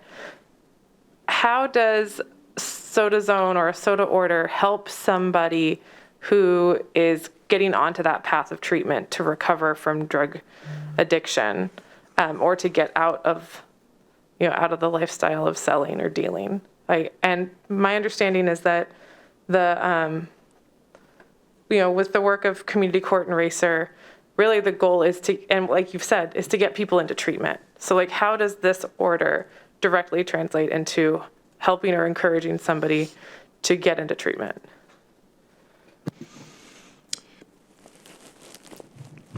One of the challenges, I think, with law enforcement and trying to get people into rehab, for example.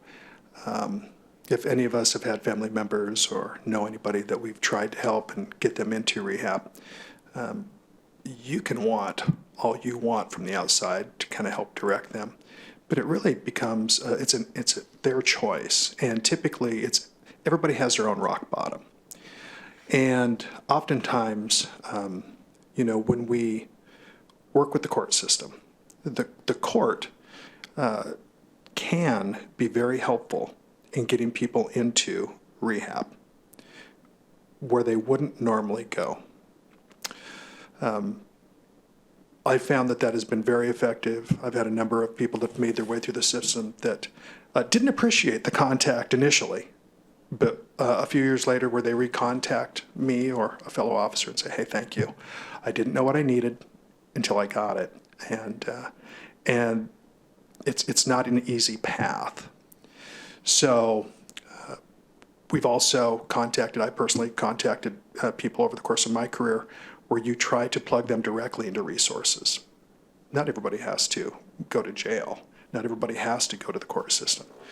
But there is a valuable component to the court system to really help people understand that they have an issue that needs to be addressed. And once they correct that root issue, the other things just fall away.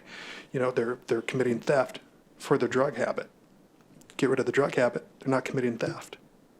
So it's kind of the system that we have. I think that we should always be looking for ways to improve it. I think we have more resources coming online soon to help us with things, which is always great. But it is just one spoke in the wheel to help us solve some of these problems.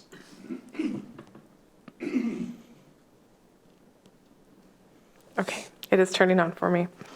I appreciate that, and thank you for, I think, the additional context. I also want to say that in our agenda packet, we do have sworn testimonies from a couple of officers who, talk about how this is a tool that they appreciate having access to.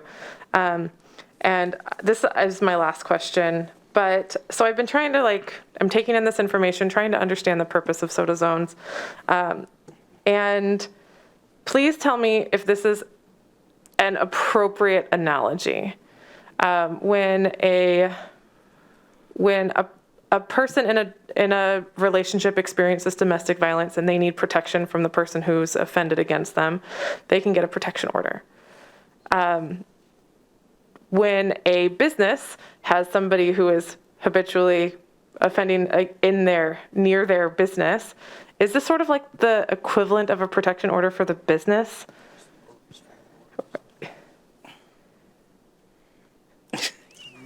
Stop the process. That's a good question. Then they're like, I don't know. You want to answer this one? See, now that's a great question. That is a great question. So, again, ideally, the goal is to change the behavior. So whenever there's a court order where you want to keep people apart, yes, that's the goal, because if they're together, we're going to have a problem. The same with the soda violations. If they're given a soda order, it's because they've been identified as committing those drug violations in that area, and we don't want them there anymore. We don't want them committing those acts because it impacts our community. So yes, but they're completely different. I don't have the manager of Fred Meyer coming out and saying, yes, I want an order against this person. It's just part of an area that we've identified as high crime due to this activity, but I would say it's a lot like that. I appreciate that. And also just a reminder that, crime is committed against the state. And so it's the state saying, please don't commit crime here. Stay away. Just to Chief handled it beautifully, but just to tag on a little bit, there is a bit of an additional public safety issue here because the parking lots are often used to buy and sell drugs. And so part of this is to de-incentivize use of the drugs in the parking lot and then getting on the highway, basically driving impaired. So that's part of what the Bothell soda zones are geared at based on the pattern of the drug crimes happening in Bothell, is trying to avoid use in these parking lots and then folks getting on the road and being a danger to themselves and others. That's a good point. Thank you. I did have another question came to mind. I will be done. When do you expect the 2023 data to be reportable? I know we're not done with 2023 yet. I know the prosecution data that I got is zero charges for 2023 under soda orders. And we have, 5 weeks left of the year? Yeah. Okay. Thank you for, there is still time, but maybe not for more than 6. Sorry. I appreciate you sharing that data. Thank you.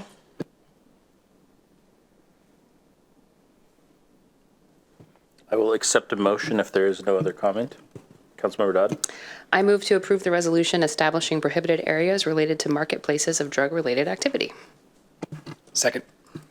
Got a motion from Councilmember Dodd and a second from Councilmember Mankey. Would anybody like to speak to the motion? Seeing none. City Clerk? Thank you. Please say yes. Please say yes or no when I call your name. Councilmember Zorns? Yes. Mayor Thompson? Yes. Councilmember Alders? Yes. Councilmember Mankey? Yes. Councilmember Dodd? Yes. Deputy Mayor Alcabra? Yes. Passes 6-0. Would anybody like to do the second one?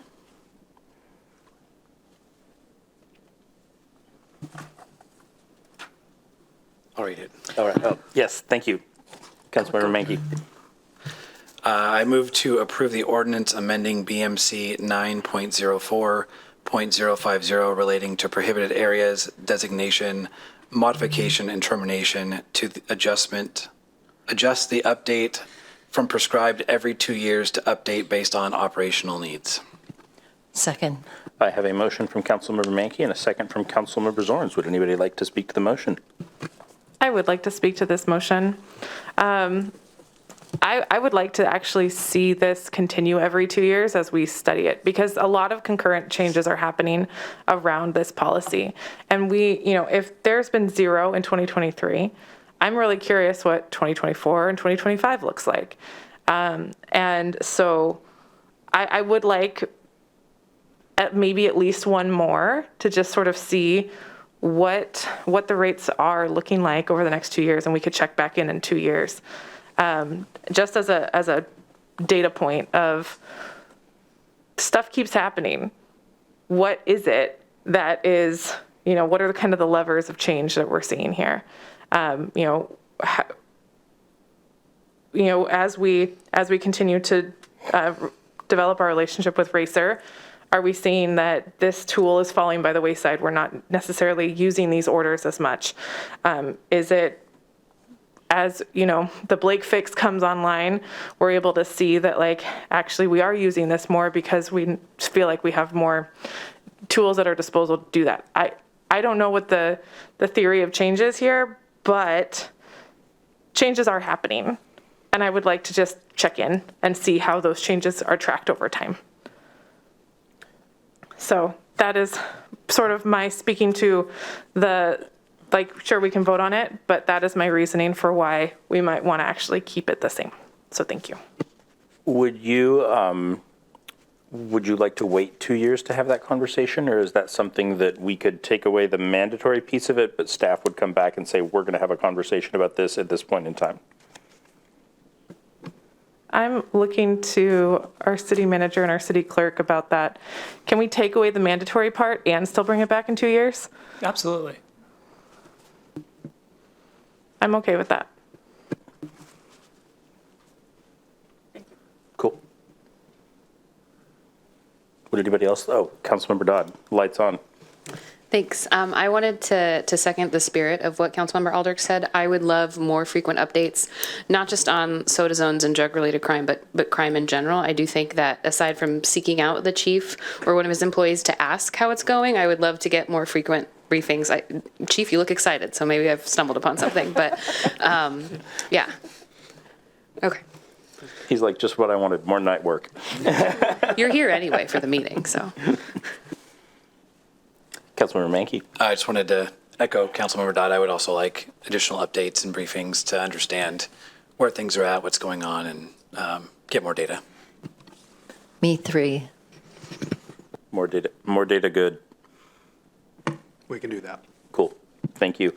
And let's just make sure we have this conversation again within the next 2 years. And City Clerk? Thank you. Please say yes or no when I call your name. Councilmember Zorns? Yes. Mayor Thompson? Yes. Councilmember Alders? Yes. Councilmember Menke? Yes. Councilmember Dodd? Yes. Deputy Mayor Alcabra? Yes. Passes 6-0. Fantastic. We are going to take a 15-minute break. It is 7:45 p.m. We will be back at 8 o'clock.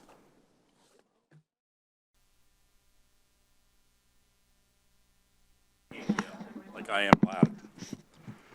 All right, we'll just pass this around. Welcome back. Up next is Agenda Bill 23186, consideration of selection a voting delegate for the SCA Annual Meeting. City Manager. Thank you, Mayor. And in your packet tonight is notification that the Sound Cities Association will be holding a meeting on Wednesday, December 6th from 5:30 to 8:30. This is a meeting open to all council members as we are members of SCA, but they are looking for one voting delegate at that meeting who will vote on two items. One is the 2024 city dues, and then the overall 2024 Sound Cities Association budget. Just for some context, we were notified on October 1st, I believe, of the increase to city dues, and there's a formula that SCA goes by. I think we're about at 75 cents per resident in the King County portion of Bothell, because Sound Cities Association is a King County agency. It increases our dues. I can remember this number off the top of my head. $999.99. It was an opportunity to round up. But the totality that was anticipated, it's based on inflation, and so it's built into the budget, and everything is covered for next year. Now, subsequent, we got a reminder about turning in the name of who the voting delegate will be for December 6th. When confirmed that we would be having this discussion tonight, I was given a heads up, and then council was emailed on Monday that there's another meeting on December 13th, which is the Sound Cities Association caucus meeting and board elections. And that meeting will be taking place again on the 13th. The official time is to be determined. It'll take place on Zoom. Again, anyone is able to join that meeting, but only one person may vote. What I would propose to council is that you determine who your voting delegate is for each of those meetings. They can be different people. SCA also encourages picking a backup just in case life happens and we need to switch at the last minute. So if you were to select a voting delegate and an alternate for both meetings, it can be the same two people. It can be, you could have a total of 4. It's up to you. And then just for clarity too, one of the staff members will submit those names to SCA tomorrow, and we'll have them in before the deadline.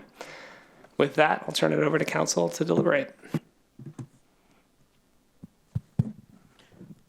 I guess I'm the only one with a microphone right now. Oh, look at this. I would throw my hand in the air to go on the 13th if somebody wants to go on the 6th. Okay, this works. Just for everyone's knowledge, as you're planning your December, which is already kind of a busy month, the NUSA annual thing is on the 13th as well at 5 p.m. So if you were going to go to that, maybe don't volunteer to be a delegate, and that is my only thing.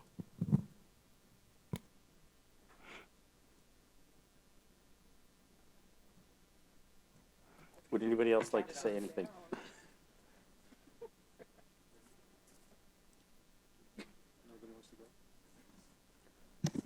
I'll go on the 13th. Do we need short straws to see who goes on the 6th?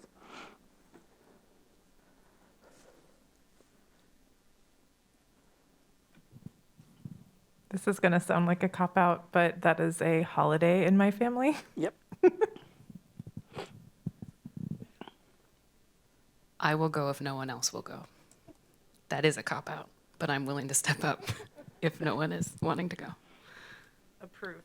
I think sold. Okay, so Mayor Thompson on the 13th and me on the 6th. All right.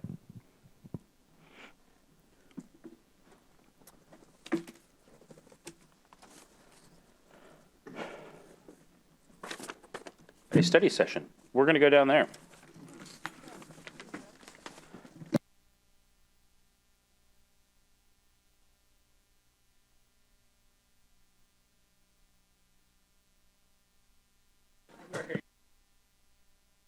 Working.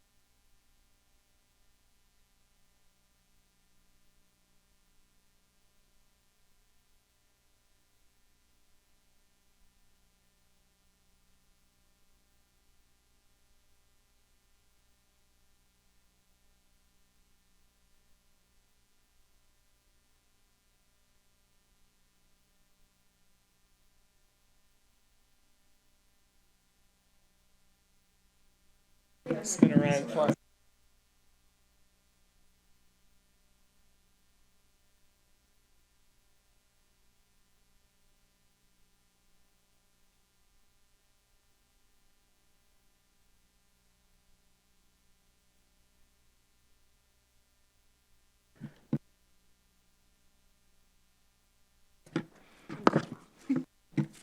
All right, next up, we have Agenda Bill 23187, Study Session on Country Village Red Barn Sub-Area Plan, Cultural Resources and Urban Design Elements. City Manager? I'm gonna just do what's tempting and turn it right over to Kirsten to take it away. Sounds good. And I do need to apologize ahead of time. Unfortunately, our consultants were ultimately unable to attend tonight. So I'll take you through those slides as best as I can, but some of the more detailed stuff I might have to take your questions down for later. Just as a heads up. So timeline-wise, we're getting down to the wire here. This is my second to last meeting with you all before the end of the year. So again, I'm not going to belabor this slide since you saw it last week. We can just move on through. Again, just want to call out engagement opportunities for folks in the audience. I'll be attending Civic Saturdays on January 20th. We had a really great session last Saturday. Encourage folks to go to those. Second open house again sometime in March. We're starting to work on the details of that now, so hoping to have more information in the new year. And then again, always check back on Engage Bothell for ongoing opportunities.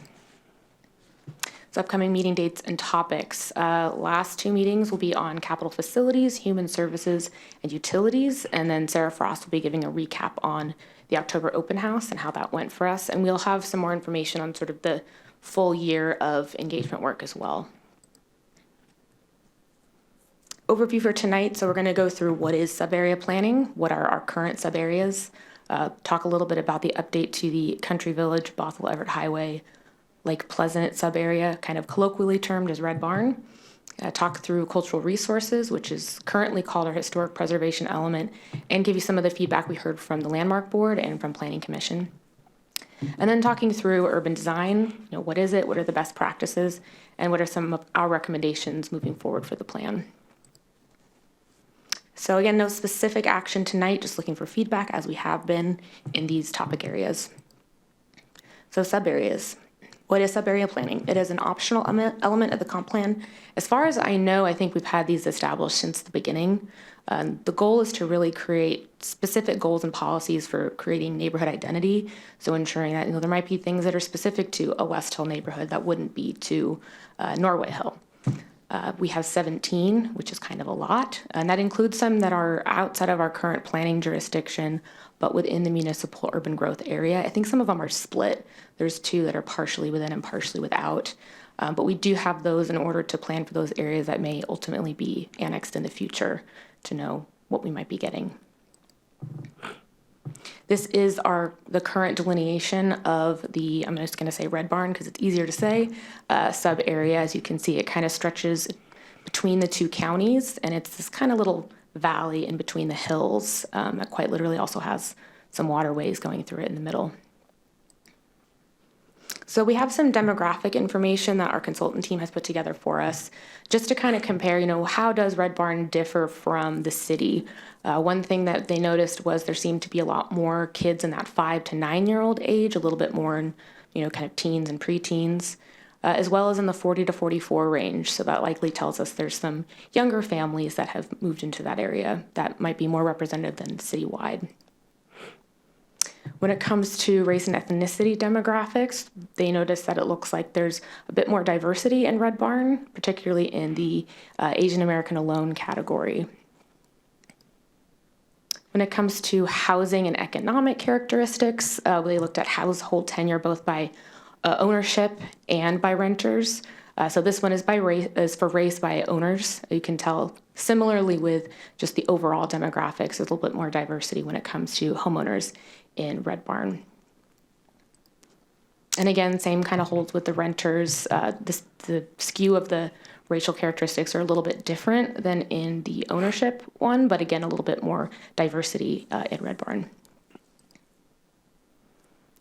We also looked at sort of some of the displacement risk factors. I think this is by census block or census tract, I can't recall, just to kind of look at how does this part of the city differ or not differ from everywhere else. And I think some of this also came out of the analysis from the middle housing work we did with Eco Northwest. So utilizing some of the existing analysis work that we've done. And then we wanted to talk a little bit about the engagement work we've done so far for this sub-area.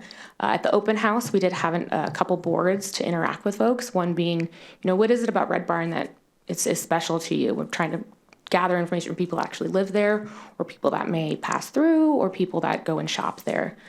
Two of the major factors we heard was just the location and the amenities available there, as well as some of the green and open spaces provided.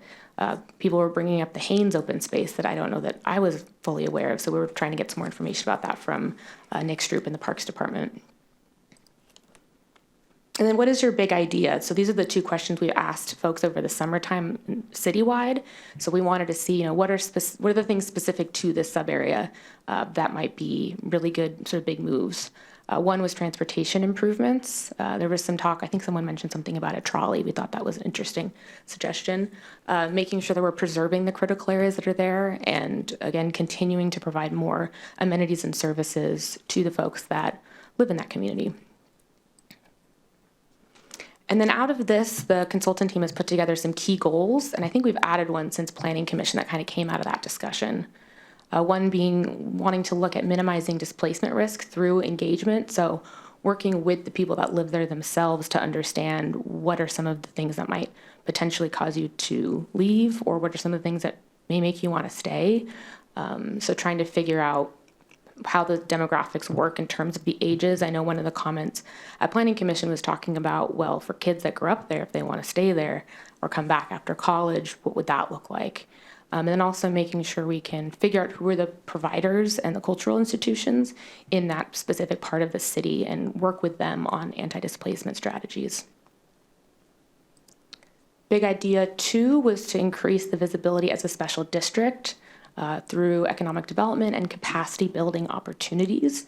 And this is really trying to understand the fact that, Country Village is not there anymore. And so the identity as this sort of Red Barn special district is kind of a bygone. And so we want to make sure, looking to the future, how do we then sort of redefine the narrative where it is, given that it has such a great location? So what are some placekeeping strategies in terms of making the place a place that people will continue to want to visit, and then also making sure we can figure out how to better retain businesses and maybe provide some technical assistance to them.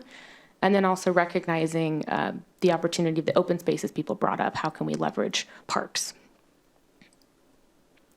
Big idea 3 is talking about how important and valuable the Bothell Highway is as a mobility spine, particularly as we know increased transit from community transit will be coming through there, connecting to downtown. So how do we leverage that in addition to preserving green space?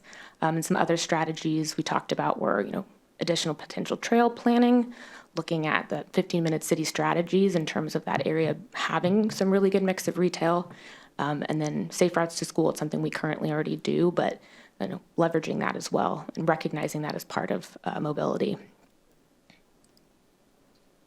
And then I think this was the fourth one that kind of came out of Planning Commission, which was prioritizing diverse, affordable housing options for future Bothell generations. So that was talking about, the families that live there, for folks that may want to come move back. How do we make it easier for, new graduates to live in the community they grew up in if they so choose? And then this was just a little bit of the feedback we heard from Planning Commission. One was they voiced support for anti-displacement strategies, wanting to look at how do we make it that destination location and not just a place that people drive through. Improvements to safety and visibility through walking and biking improvements was something that was brought up, which is very prescient since we're talking about transportation safety at the city right now and how important it is. And again, like I mentioned, the potential displacement of young people that might want to live there. And then, again, trying to identify cultural anchors. So this is going to happen through additional engagement that has not concluded in this area. So wanting to better understand what are those cultural anchors and what can we do to help support those. And that's all I had on Red Barn. So I thought this might be one that would have some interest in discussion. So I wanted to open the floor for that. I have many questions, but to start us off, for the Haynes open space, are there plans for that? Clearly it was bequeathed at some point and it's named after someone. I guess I'm just curious what the story is there, because it shows up on the parks map and there's been interesting discussions with people because a lot of people don't know about it. And I'm just curious if there are any plans right now. I would have to defer to the Parks Department on that.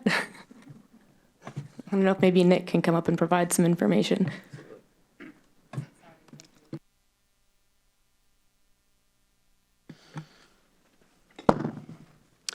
So earlier this week, this issue was brought up, and I was able to pull the file. It's a 4.7 acre piece of land. Roughly half of it is considered undevelopable land. The other half is considered open space. And in that file, there were some conceptual drawings of what that might look like. So mostly passive use recreation. I believe it was purchased using King County Conservation Futures. So trails, maybe a picnic area, things like that. Thank you. That'd be really cool. I know there's not a lot of free places to gather right there, if that makes sense. It's you're going to a business or you're going to a people's houses, really. There's just two things. So that's really cool to know that we have something there. So there's, you said about half of it is, you could put passive recreation there? Well, the trails would be up on the hillside. Yeah. So it's undevelopable as far as, you couldn't put a house there. You couldn't, put any kind of structure there, but you could certainly look at trails. That's cool. Also, just want to add, it's not directly related to your question, but the site that is to the south of this open space we just received an application for over 30 townhouses on that property. There's a small kind of roadway that you can see directly off of Bothell Everett Highway that gets you back there. And so we're currently reviewing that application just for the city council's information. And that's different from right next to Safeway too, which is another project. That's a different project. Yeah, and that's already well. Exactly. Okay. This one is something that's new. Okay. Interesting. So Nick, don't leave yet, because I have more questions. Okay. It's like, before you stand up, stay. So this, I am not familiar with the open space at all.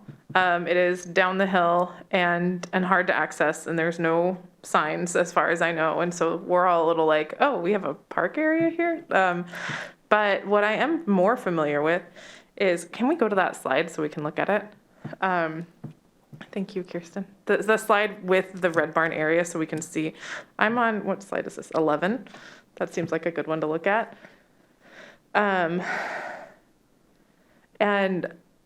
so south of the townhome proposal is a lot of wetlands and undeveloped area that I believe there are some, I call them guerrilla foresters. People who just like to turn open spaces that aren't used into their own personal use spaces. And so there's trails that people have just sort of created. They don't necessarily go down into the ravine. It's a very steep slope from West Hill down into that area. There are some mountain bike trails if you ever checked out behind. So those two little green areas that are on West Hill are Tall Tree Park and Conifer View Park. People want to use that as open space. People want to use that as parkland. And it's very wild, it's very muddy. I'd like to understand, like in our documents, in our packet, it said that that you guys were proposing, or it was proposed to be zoned as medium density commercial. And my understanding of that land is that it's actually there's drainage issues, there's slope issues, there's lots of concerns about could we even build that? Could we turn it into something that was used?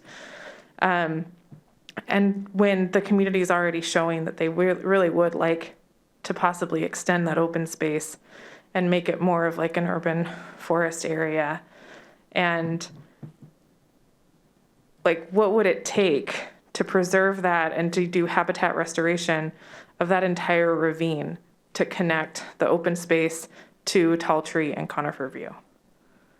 And I realize that's a big question. I mean, it's a great question. I think we'd have to do some research into that and bring that information back to you. Looking at it, there's likely some common areas there that were set aside for the developments. So meaning that they would be responsible for the care and maintenance of that area. So I'm not even sure that it would be available to do something. And again, when you're looking at any kind of steep, erodible soils, going through ravines, there's just a lot of things that you have to take into account when you're building formal trails. When it's more of an informal kind of trail, it's not, if it's a city-owned trail, if it's a public trail, then we have to kind of really look at it from a liability standpoint. But if it's owned by, someone else and the city doesn't really have any say in it, it just is an informal trail that people are using, if that helps. But again, we'd have to do some research into that and come back to you with that information.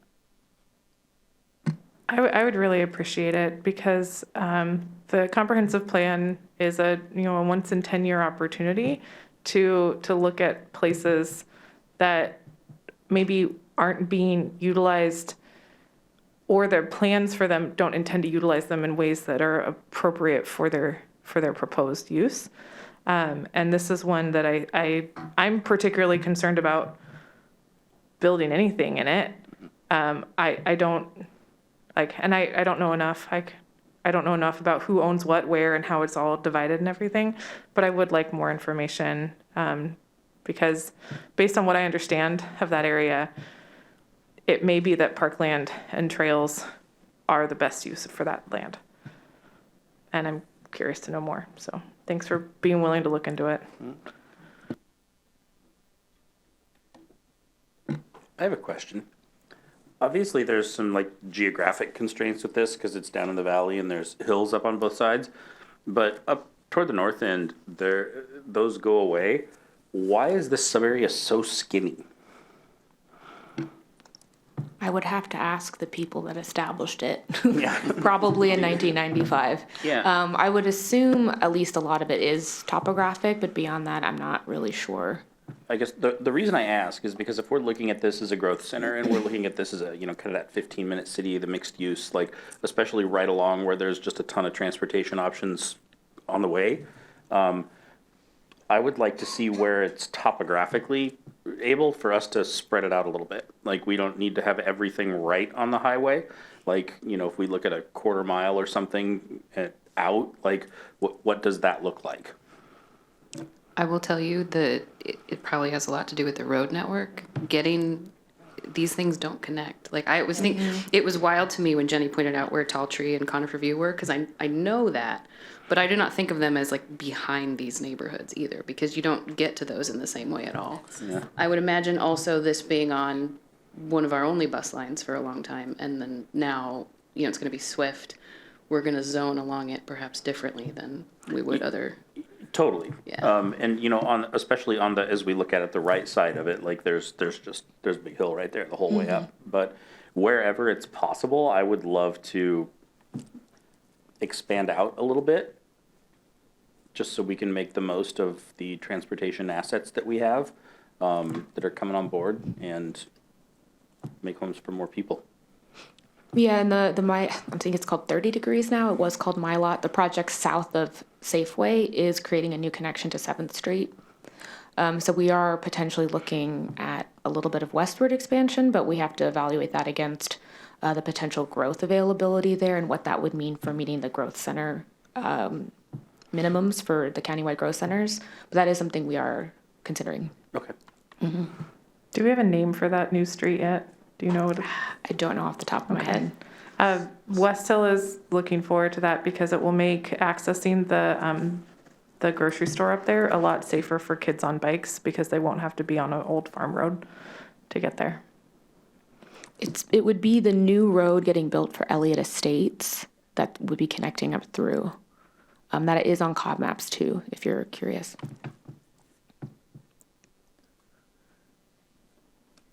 Good comment. And unrelated, I hate to do a shift because this is a great topic, but before we move away from it, when talking about displacement risk, I don't see age and fixed income, and I imagine we could get that data off of the census. A personal anecdote, years ago when I was on Planning Commission, can't remember, I would have to work hard to remember, a fellow council member said something that I thought was pretty chilling at the time, was all these people who are getting ready to be done raising their children or done raising their children, this is practically a direct quote, and it was said more than once, needs to sell their house and open it up for other people to live in. And I found that very, very chilling that you would say to someone who owns a home and has invested in that home, and who knows how they use that home. Maybe they have grandchildren or children living with them. I just found that as a very callous statement. And yet anybody who's doorbell knows that they have talked to many people who said, I've thought about selling my house, but where would I go?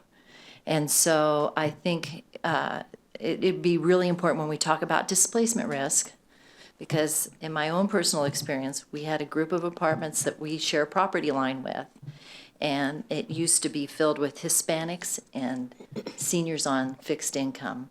Campus came in, they raised the rate. That whole Hispanic population and senior population went away, and it was now a new demographic now that lives in that same apartment complex. So I would love to see retirement age, make it 70, and fixed income as one of the part of that displacement risk. Thank you.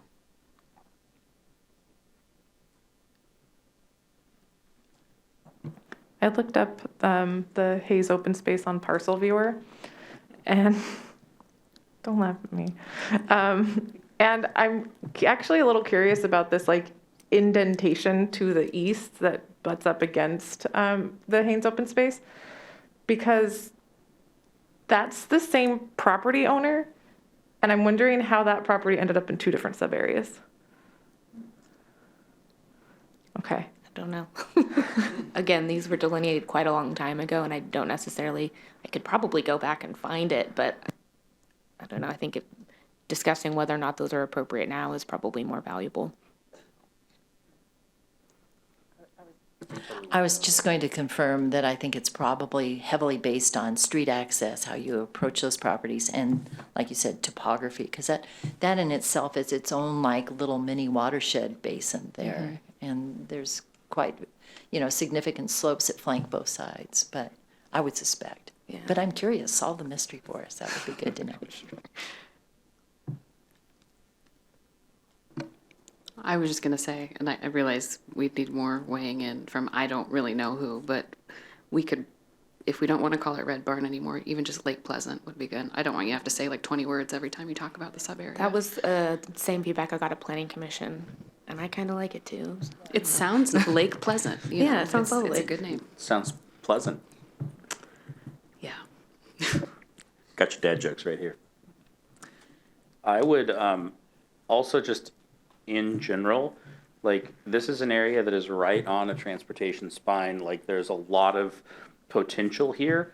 Like I don't want us to undersell the amount of housing and zoning capacity we could do right here. Especially because a lot of it's pretty geographically protected from the surrounding communities. Like, let's do mixed use and tall buildings here.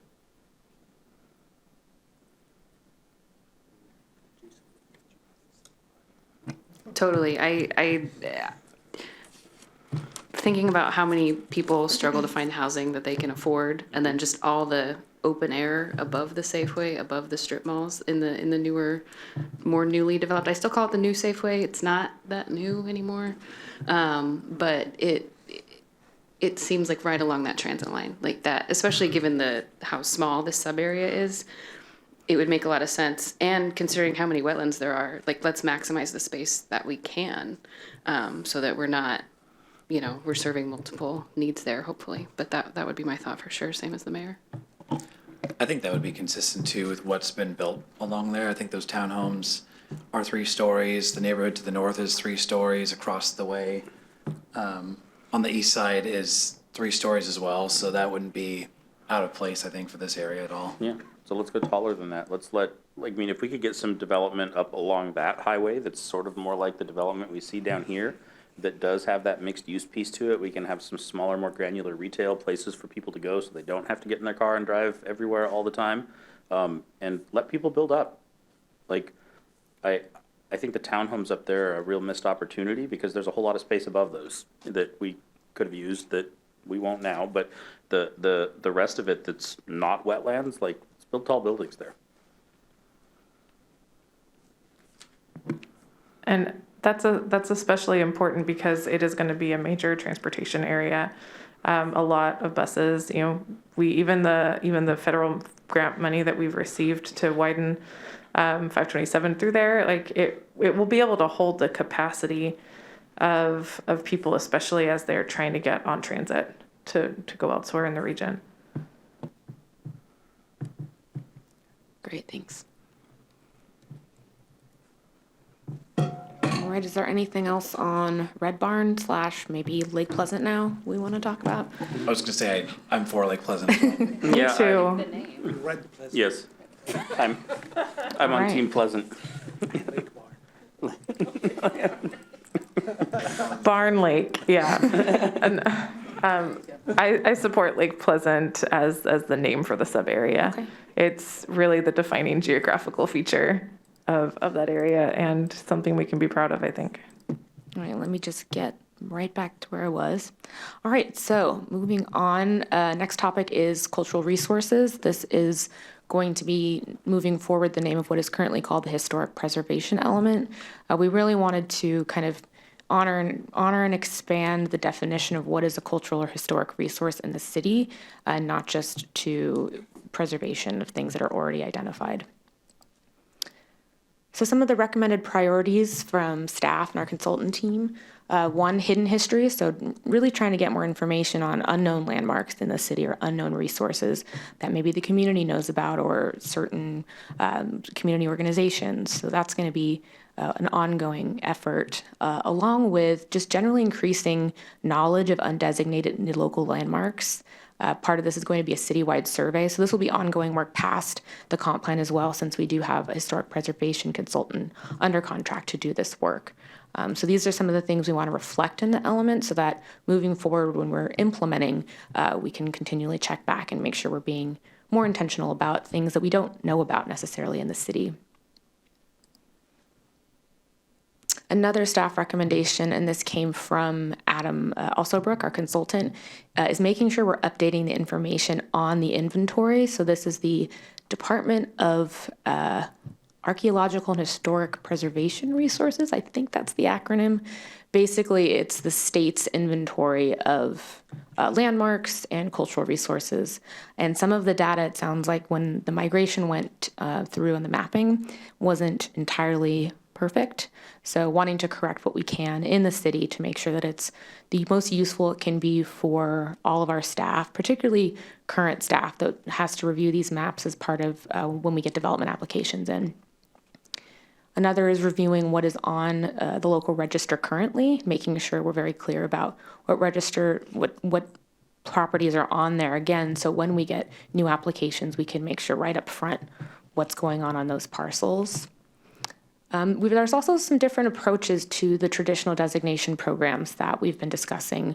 I don't recall all of them. Unfortunately, Adam would be better at answering this question, but one I know that he brought up was easements. So basically, if the property owner doesn't want to go through the onerous process of being officially designated, are there some other alternatives that might help preserve portions of a site or particular aspects of a site without requiring fully joining the register? That might help us preserve some things that otherwise may not have been, because you do need owner sign off in order to be designated in our city.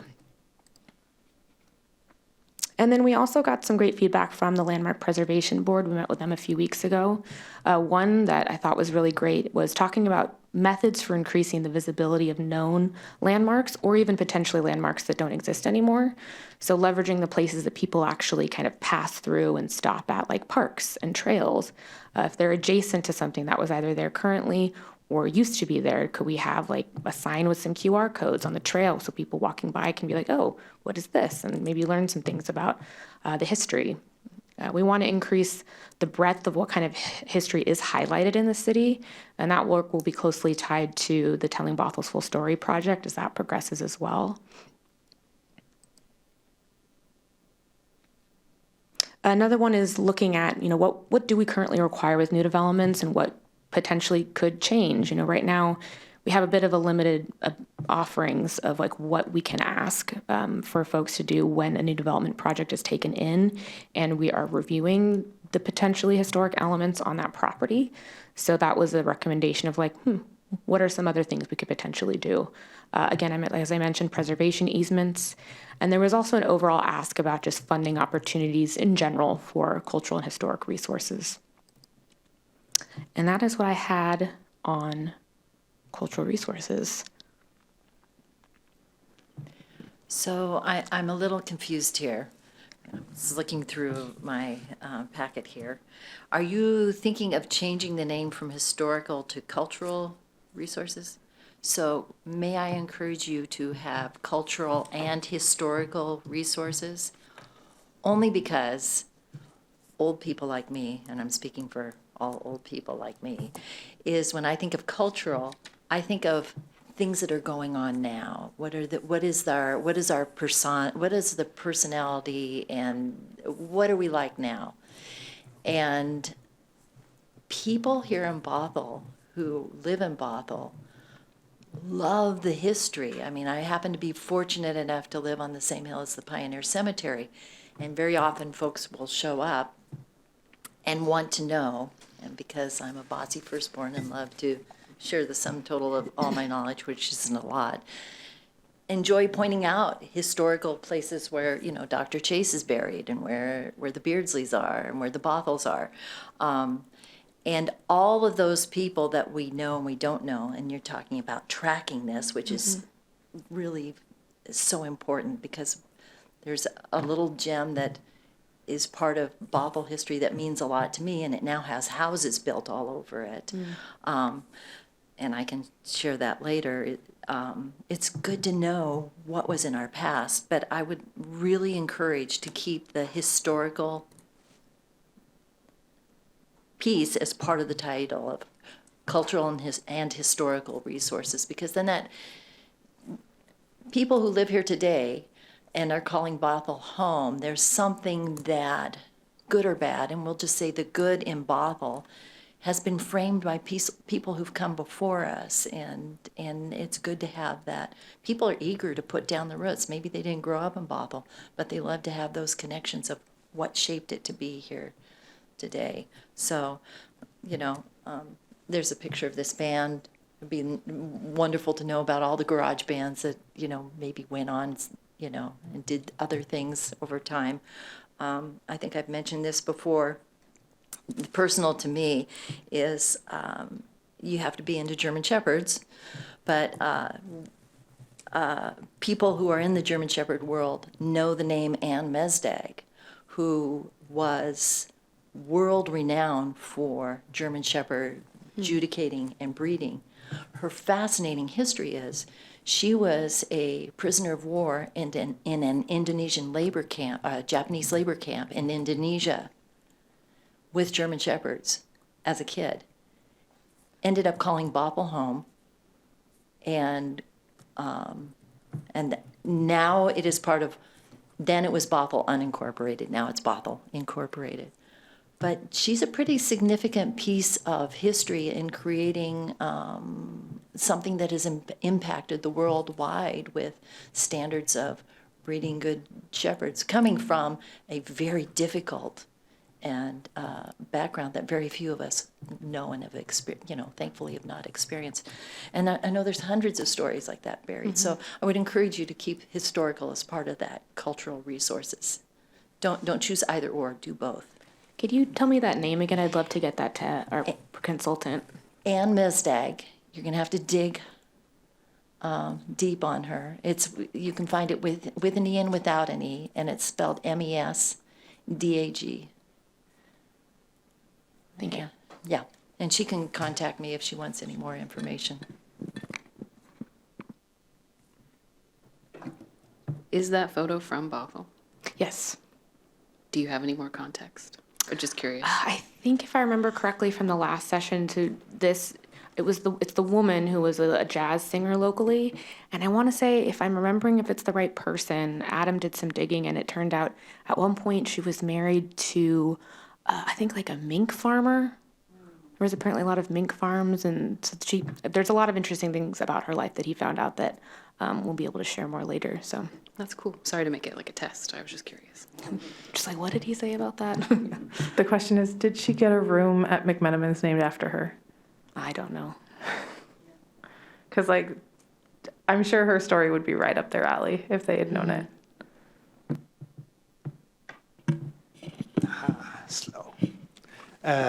What is that telling Bothell's history story, that project? It's been ongoing for a while. Do you have an idea when that will? I would have to check with Adam. I know that we're in the midst of comp planning at the same time, so that might be something he might be focusing on more in the new year. But I can get some more information on that and get back to you. Okay, thank you. I was just going to add that I also support keeping history in there along with cultural. I think when people talk about Bothell and the things that they love about it from its past, it's more about the history, the things that have been here and that are now gone.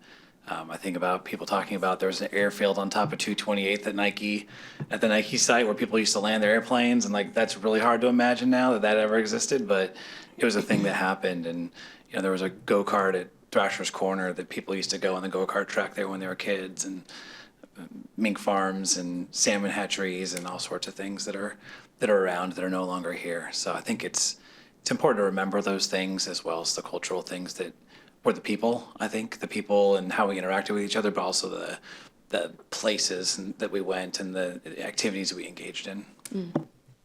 Also, a quick add, Dick Truly used to fly his airplane to work in Renton off of where the campus is now. So more than one airfield. My parents both had their private pilot's license when they were in their 20s, and from the stories they have told, I am not at all surprised people were landing on that hill. I don't recommend it now with the reserve base there. I was going to say, too, I like doing cultural and historic together because I think historic has a deep meaning that doesn't always apply. I remember when Country Village was on its way out, there was a call to landmark it, but it was built in the 80s. It wasn't a historic landmark. It was a kind of a bunch thrown together and then added on and stuff. So, but we still appreciate it as a community, right? It doesn't make it less valuable, it just means it's not historic. So I like combining all of those because what happens now becomes history, but it's all important to how we live and experience Bothell. So I really like that. I really appreciate that connection to, I'm so sorry, I got it this time. It's karma, it just comes back. Country Village was a force to be reckoned with in this city. And anybody who is here when it at any point in its history, I think everybody's had fond memories of it. And so, but that was a cultural kind of phenomenon in our city. So it makes sense to me to say cultural and historical. And I also recognize that when you say cultural, you also don't just mean like the settler culture either. You're also referring to the indigenous culture and the people who were here first, and trying to like excavate and understand that history.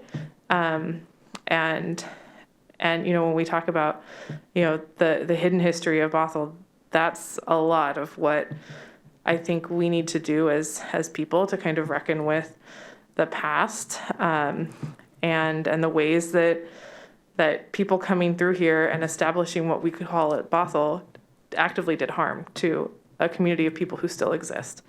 And many, I've actually talked to Tulalip tribes, and they can't find anybody in their roles that claim the land of Bothell as where their ancestors came from.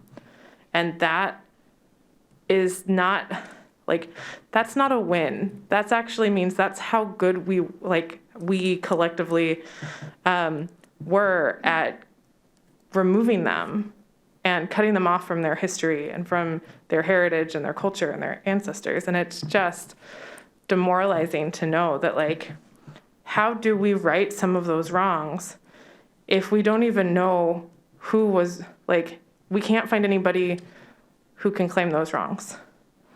And I think those are some really big, deep, dark conversations that do need to be had, and I hope that we are able to make space for those conversations and that learning here. Thanks. And I was just going to ask, what are we going to, I know it was a very brief overview, and Adam, I'm assuming, is not around to answer. How are we going to do a deep dive into how do we define culture? How do we define history, dates, categories, all these things at some point in the future? Is that what's going to happen? I think that's a good note, so we can be really clear about what we mean in setting out the element. So that's something I can make a note of for us to discuss. The reason why that triggered is the Country Village question is, it's relatively new. It's a cultural thing for Bothell, but it's not necessarily historical. So it was eligible to get, how are we going to define the rules around how do you improve and how do you build and all these things then in the future, right? That's the question. You don't want something that's 10 years old to be defined as historical, and now you can't do anything with it. Versus something that's 100 years old. The cemetery, 100 something years old. So you can do something, you're not allowed, you can't touch that, for example, Yeah, and that'll kind of end up being an implementation component of all of this when we actually go to take a look at Title 22 to see what code changes we think make sense. And that'll be, of course, leaning heavily on our consultant with his knowledge on that. So, but in terms of the element, I think it would make a lot of sense to be really clear and the preamble to the element of what do we mean when we say cultural? Why are we defining it differently maybe than history? And how does that apply to the goals and policies? And the question that Councilmember Aldrich raised, is that part of this conversation, or is it a separate conversation? It's a bit of a separate conversation. So the way that the city needs to engage with tribal organizations is as another agency, because they are another governmental agency. So that scope is almost beyond the comprehensive plan, because that is kind of coming from us as a city organization in the first place. I know there's some new mandates in place from state law in terms of sort of memorandums of understanding between tribal organizations and agencies. The language there, if I recall correctly, it really should be initiated by the tribal agency, or that's the intent of the law, to create that memorandum of understanding. That doesn't mean that we can't reach out and initiate that as an agency, but that really should be coming not necessarily just from the comprehensive plan, in order to respect the fact that they are a governmental agency. So We how take do them you as such. reconcile that with a culture, defining culture? If we, like, we don't know what we don't know, and how do you that get reconciled with having to do things from agency to agency? I'm not sure I know how to answer that question. I know, that's the question, I'm not, so stop the professor. Yeah, I will say, I mean, part of that is the intent to try and discover more about the origins of the city before it was colonized. So that is a goal through a lot of this work. The first step is acknowledging that that's something that we intend to do and want to do.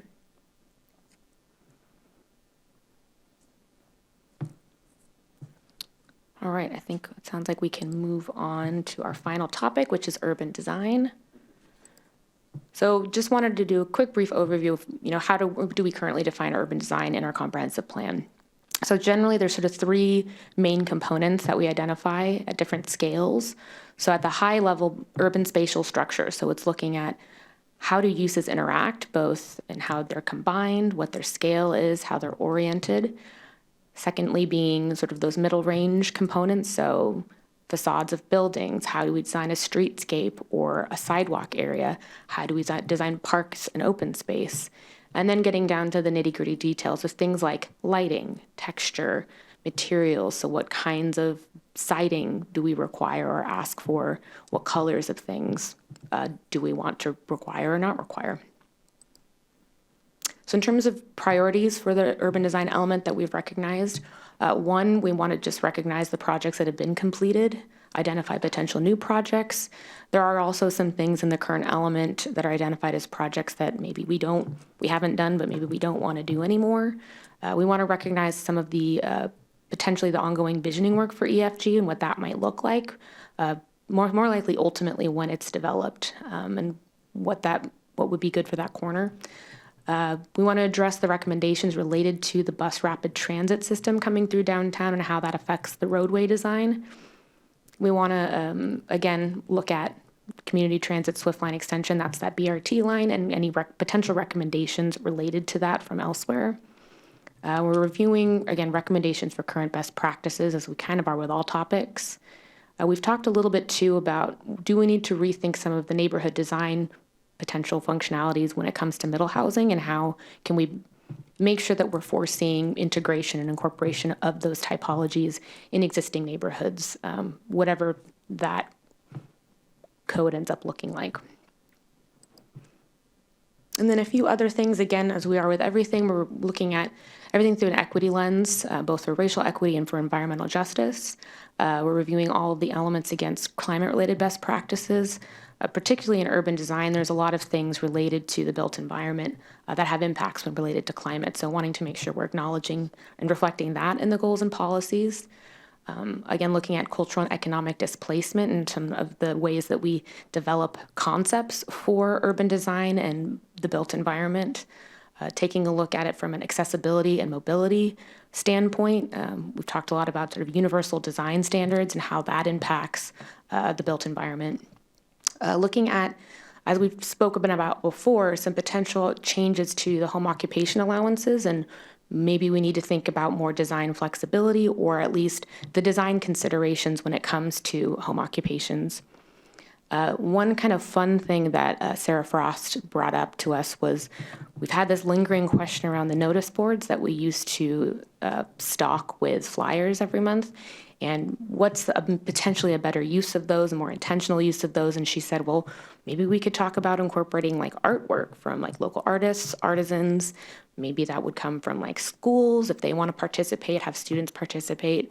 And it would be kind of a fun way to provide some beautification, but also maybe have like the website and a contact information, maybe some QR codes. So kind of easy strategies to leverage those existing structures.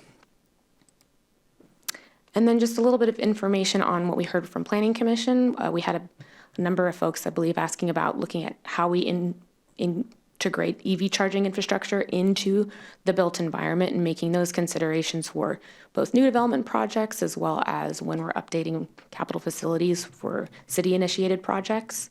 A big push for transportation safety, which is definitely at the front of mind for all of our transportation projects. There was an ask about looking at connectivity and block sizing and seeing, is there some language in there already when it comes to block sizing and connectivity? If not, can we look at putting some in there? They reiterated, yes, we want to look at how to look at regulations for compatibility with middle housing types. Pertinent to the climate change discussion, there was an ask to integrate urban heat island effect, which I know we talked about last week. So that's definitely on our radar. And then they liked the idea of the public art, and they had brought up the idea of engaging students, which could be anyone from NSD, could be from UW Bothell or Cascadia College if they have some programs that might be relevant. And that was all I had on urban design. So I'll open up for questions. Thank you. I thought of two things. They're actually both on the Planning Commission feedback. So one thing that's come up in the King County Cities Climate Coalition, or K4C, if you don't want to give yourself a headache, is EV charging, especially in multifamily developments. Sometimes the property manager or property owner can set it up so that they're basically making money off the charging, but if we're going to require it in code, if we can put in there that it needs to be billable to your utility account, just like your unit, and you're paying the residential rate, not the commercial rate, I think that's really important just for equity so that people in multifamily homes aren't paying more. And I said if we're requiring it, I think even if we're not, I would love to explore codifying that over time so that we just solve that. The other thing, connectivity and block sizing, especially as we look at the Lake Pleasant sub-area, I'm just going to go with it. Along highways, there are less crosswalks, right? You stop less. So my first house that I bought was a Bothell address in unincorporated Snohomish County, kind of by the Burgomaster up there. And I remember, like, before I was a mother, I was just running across 5 lanes of traffic after the bus dropped me off on the side I did not live on after work. I did that to Country Village when I was 12. Sorry, Dad, if you're watching. It's not great. As we build residential right on the highway, we have to have safe pedestrian crossing. I think it's super essential. People will take the path that bothers them the least, and sometimes that is a path that is not compatible with everybody, operating heavy machinery and big vehicles around them. So really want to make sure that that's part of this sub-area consideration, but also anything we do along highways. That's a great point. Out of curiosity, is there any plans right now with the highway plans to make safe crossing areas along the intended route? I would need to defer to Steve Morikawa on that question, who I believe is in the House.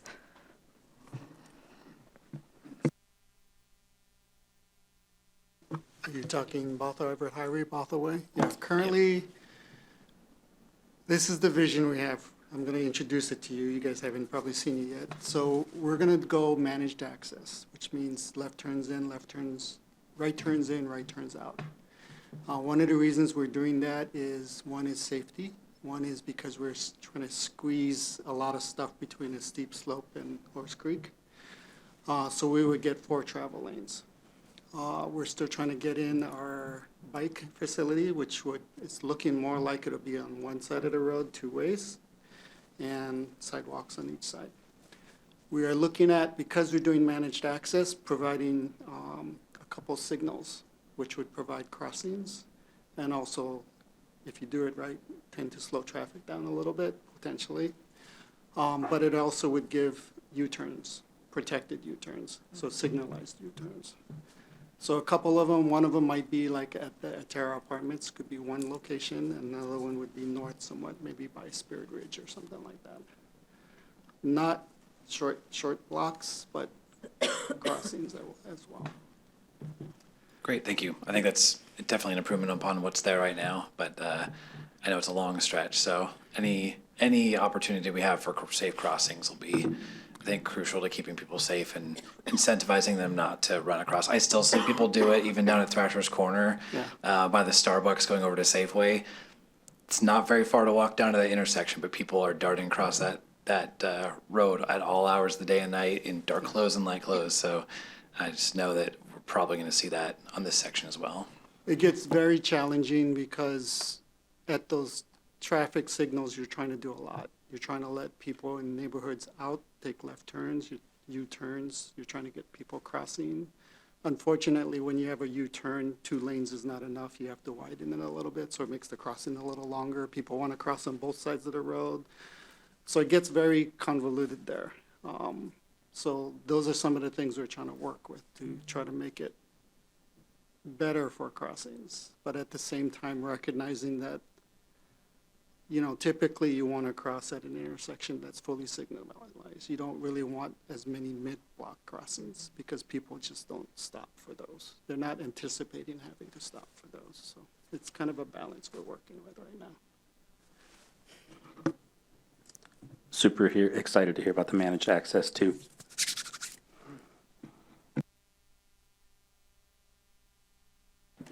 I want to jump in and just kind of on top of what the Planning Commission had said about Heat Island. We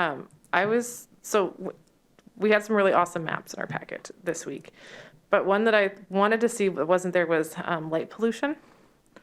And I'm wondering if it's possible to get a map of in Bothell to show like where there's more light than others, and some kind, you know, there's part of the urban design is that we can actually, there are ways to reduce light pollution that might end up in code at some point. I would have to get back to you on whether or not we have scope to do that as part of this update, and what that would take. We do have a lighting zones map in the code currently that specifies the maximum amount of light for certain zones in the city. It's not the best map. It's a little hard to read, but I could provide that to you if you're curious about at least what's in place now. Yeah, that's something. Okay. But, you know, even like, I think a light pollution map is more observational of what's actually happening rather than like what's allowed, you know? So I don't know if anybody's done that, but I'd be curious. I was going to say, I really appreciate that. Not about Red Barn, I suppose, yet, but especially if we build higher there. I think of people who are against the colleges. Like, I've talked to people who have light that invades their homes all hours of the day. So I would love to look at codifying recourse for that, right? Like whether it's planting, whether it's providing just, you know, I'm not an expert, I'm not going to guess, but I would love options for people who find themselves suddenly just surrounded by light at all hours of the day. I think that that's a really crappy change in environment for people. So ways we can give them recourse would be great. I echo that. I wanted to make a quick comment on signage. I just want to give praise to staff. Our signs, out of cities and counties that I've seen, our signs are some of the most readable signs of anywhere. Living on the border of unincorporated Snohomish County, theirs are black and orange, and it's nearly impossible to read anything on their sign as you're driving by. Ours, because it's, you know, a white background with black lettering, it's very clear what's going on, and it's easy to get the gist of what we're expecting from that site as we're driving by. So you really don't have to stop many times to just see what's going on, and I really appreciate that. Do you mean like notice boards for projects? Yeah, notice boards. I think, you know, beautifying them is awesome as well, and using QR codes and things like that. But as they are, they're some of the best in the region. Oh, I do want to clarify. I didn't mean notice boards for development projects. I meant, I don't know if you've noticed, they're kind of wood with little shingles. Oh, the Imagine Bothell signs. okay. Yeah, those were the ones I was talking about. Oh, okay. Yeah. Okay, that makes a lot more sense. No, I think our notice boards are great. I mean, I live in the city of Seattle, and they're teeny tiny, and they get blown down all the time. And I'm like, how is anyone supposed to see what that is? So, not all of them, but some of them. The posted notice boards being referred to are part of one of the council priorities as well of updating and revitalizing. Yep, 100%. Thank you. You got a bunch of sign nerds up here where everybody's like, font size and contrast, that's the only thing that matters. I just think that we shouldn't go with beige as a general rule. But like, I am part of that generation that is like anti-beige. No. That's not beige. I hear beige is coming back, though. The grays are going out, beige is coming back. Millennial gray all the way. You guys, it's the pink Barbie movie, come on. Not advocating for pink signs, but I would support it. I love that we're redoing the notice boards. I think art is great. I'd love to see, we have a local professional artist that I just know because I love her work. And she's on utility boxes in Bellevue and Redmond and all over the place. And we don't, like, I would love to just have everything be prettier. I realize that that's like a big ask, but I think that's kind of, it depending on the cost, right? It feels like a way we could just add some pizzazz to things that, you know, we have to have this giant metal box here. We might as well put flowers on it or whatever it is. And then I love the idea of kids art too. Like we have a lot of schools here. My parents, and I assume a lot of our parents or some of us as parents moved here for the schools. Like that's a big part of Bothell. So it sounds awesome. And I would love to just make sure we have like all ages up through college, right? But then also opportunities for professional artists or even really good hobby artists, whatever, like grown-ups too. I think it could be really cool. I'm always going to say more public art. Not too long ago, the city manager and I were able to view a future public art possibility at City Hall. And I'm just always about more public art, and utility boxes is a really obvious kind of first one to go with. I've got a question that I'm a little late on, but it kind of fits with some of the planning commission feedback here, like transportation safety and urban heat island effect. You know, this particular sub-area is really isolated. And I know we've talked about managing parking and things like that, but like with this particular sub-area, like I don't understand what the rationale would be for parking minimums. Like along that area, like, I mean, we're not saying you can't build parking. We're just saying we don't require you to build a certain amount of parking. Like there's not neighborhoods right next door. There's not a whole bunch of other places that people would fear overflow from that. So like if it's going to be anywhere when we don't enforce it or manage it, like I don't understand why we would have parking minimums in this sub area, given our goals. I don't know what council thinks about that. Well, I have a thought. I think parking minimums encourages developers to do the right thing by providing parking for people.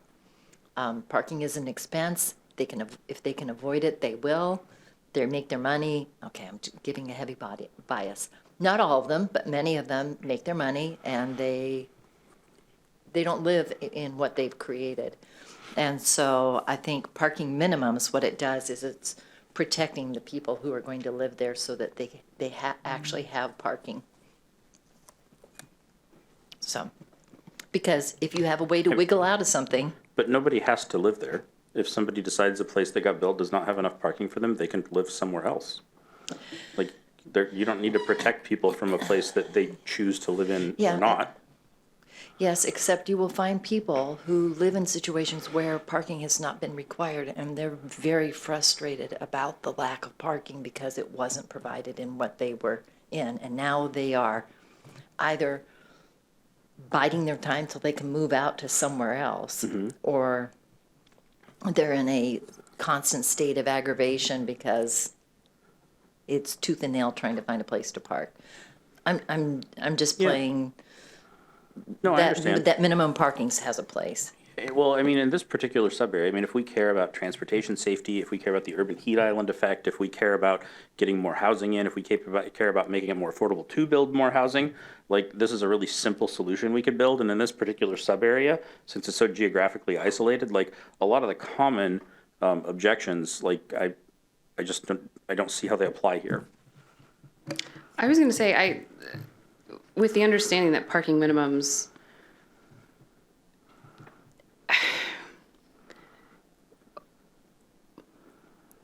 I was going to say something. Parking minimums just set the minimum required amount of parking. I do think that we've seen the dark side of that in the Fred Meyer parking lot, the Home Depot parking lot. These are big unactivated spaces where we see high crime. I also live by that new Safeway, quote unquote, like the parking lot's pretty empty a lot. Like it's rarely full. I would like to see us, even if it starts with just this sub area, really just say, okay, like how much parking do you need? Where's your parking study? All right, apparently you don't need as much as we would have thought you did. Like some flexibility to see what happens. We've seen, I think, a lot of cities in Oregon, I believe the city of Spokane, have changed or gotten rid of parking minimums, and nothing has exploded thus far, knock on wood. But I think we've seen the dark sides of them, so I would love to revisit it. And with this, Mayor, you talked earlier about how narrow this sub area is. It could be a good test case to see what happens. I think that developers aren't going to make a profit if they just, I think about like weird houses you see on like YouTube videos where it's like the 10-foot wide house or whatever it is that people live in, like somebody chose to live there and then let someone film it. But I also think, when you go to, the first place, I guess I'm going to talk about my condo a couple times today, but the first place I bought had one parking spot. You couldn't get more. So my family had one car until we stopped living there. Sometimes it was annoying, but it was right by a bus line that went right to downtown Seattle where I worked. It was pretty cheap too to only have one car with insurance. So I think as long as you're not like going to go lease an apartment and like after they sign say, by the way, there's no parking, like it could work for a lot of people, especially along the Swift line. So I'd be open to that for sure. I also appreciate your point about like, let's not create more soda zones. That's right? The thing that really concerns me is if you look at when a lot of these places were built under, it's more, I was talking about a small older hardware store that's close to Home Depot. That's where I tend to go. They have a small parking lot. Sometimes it's full, but I don't see nonsense happening there either. So it's kind of interesting. I would also, Go ahead. Sorry. I would also just add that one of the reasons why people feel stuck in their housing is because of the housing shortage that people are experiencing. So they're not able to find the variety and housing type that actually fits their need because it's not being built. It's not allowed to be built. And so as we diversify the housing types, then we can help people feel less stuck and having to make trade-offs. Like I live in a place where there isn't adequate parking, but I can't find the place that I want to live in that does have adequate parking. And so part of this, that frustration that people experience, like I've heard it, I've felt it, like I know what that's like, is when you have limited options because your options are being artificially restricted, it can be really frustrating to find what you need because what you need is actually not allowed to be built. And so that's part of why we have to be able to build more types of housing to meet a greater diversity of need in our community. Sorry to interrupt there. I want to know when you go shopping because Fred Meyer, when I go through it, is jammed. And if we're talking about the same hardware place where it starts with an M, that parking lot, I'm a frequent shopper there, and that parking lot is frequently full, and there's parking on the shoulder or across the street on somebody else's property, and we're all creative parkers there. Parkers, is that a word?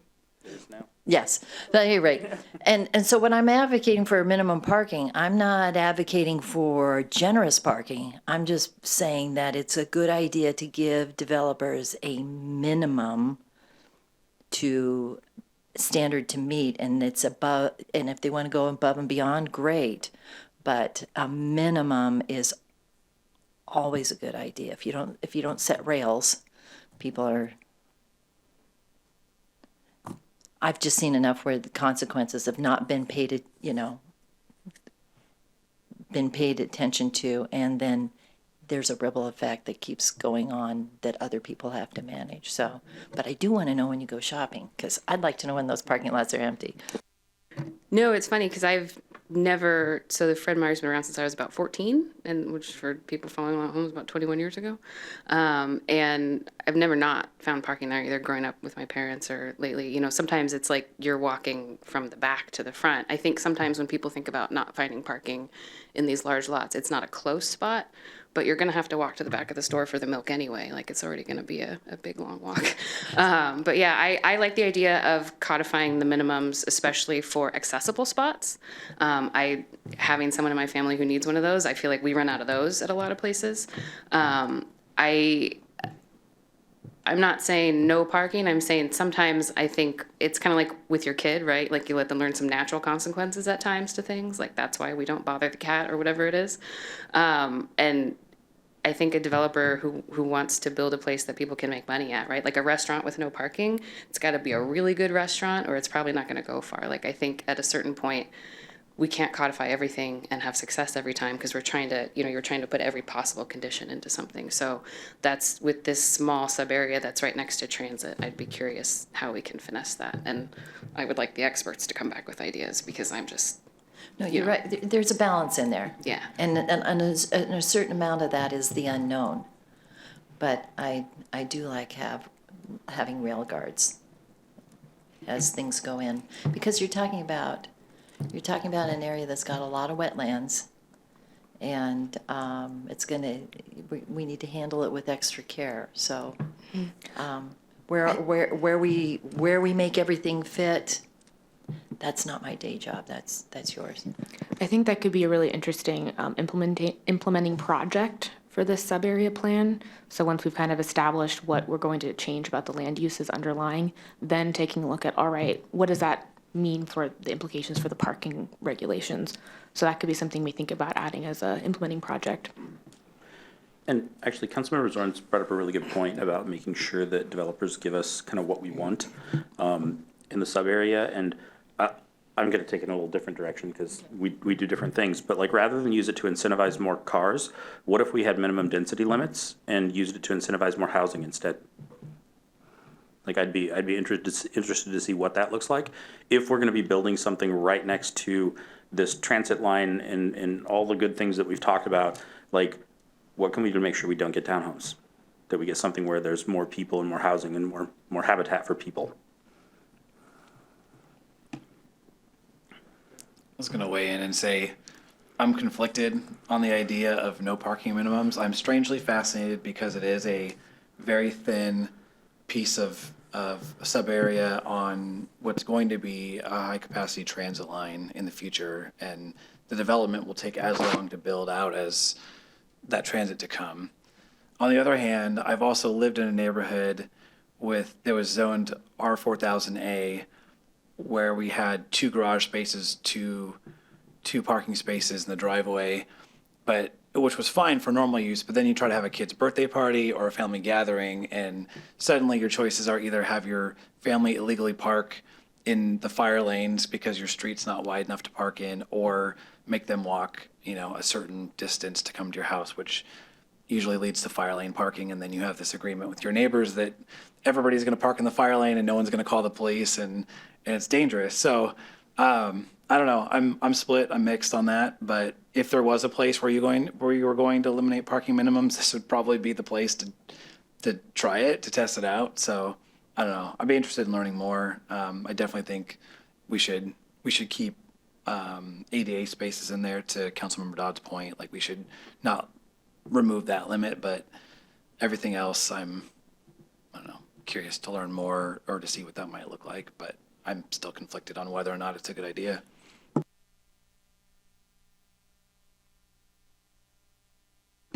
All right, thank you for that. Is there anything else? Oh, yeah. We went back, right, to the previous topic. Okay, so for this current topic, the urban design. Urban design, yeah. Sorry, my bad. And the thing that triggered, you said the visioning for lot EFG, but then are we gonna, because you said when that's ready to get actually used, what about this one over here? The city hall parcels? Yeah, city hall parcels and any other parcels that the city owns, which we don't know about. Yeah, I think that could also be, reflected in the goals and policies of wanting to be really intentional about what happens with those parcels. So we can work with the economic development manager on potentially like a policy related to that. And then as a project in the future of taking a look at what that would look like. Could be a good thing to do. Because I have ideas.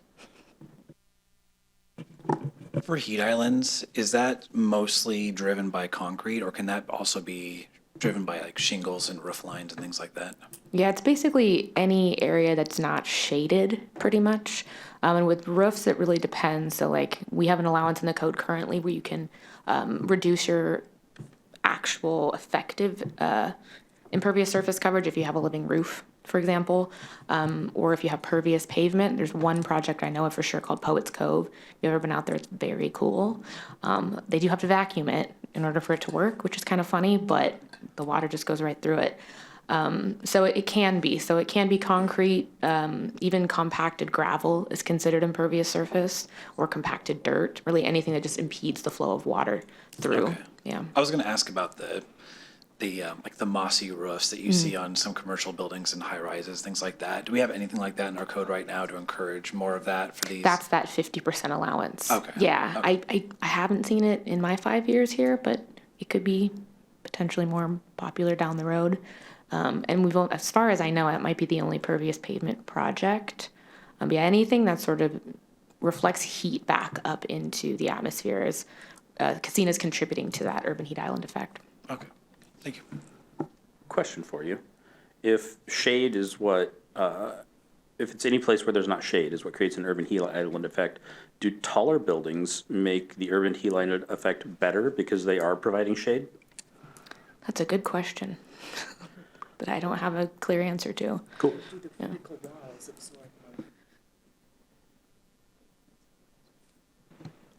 While we're having a conversation about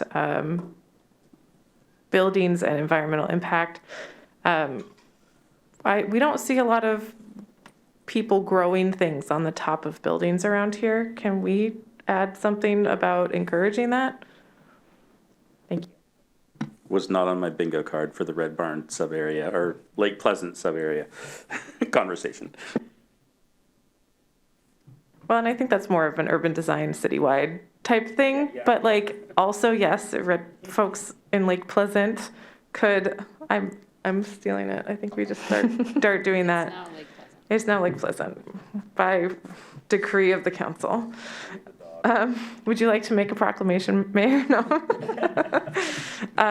But yeah, as an urban design element throughout the city, buildings can plant things on top of their, on the top of buildings, and that'd be great. If you don't clean your roof enough, it will just happen.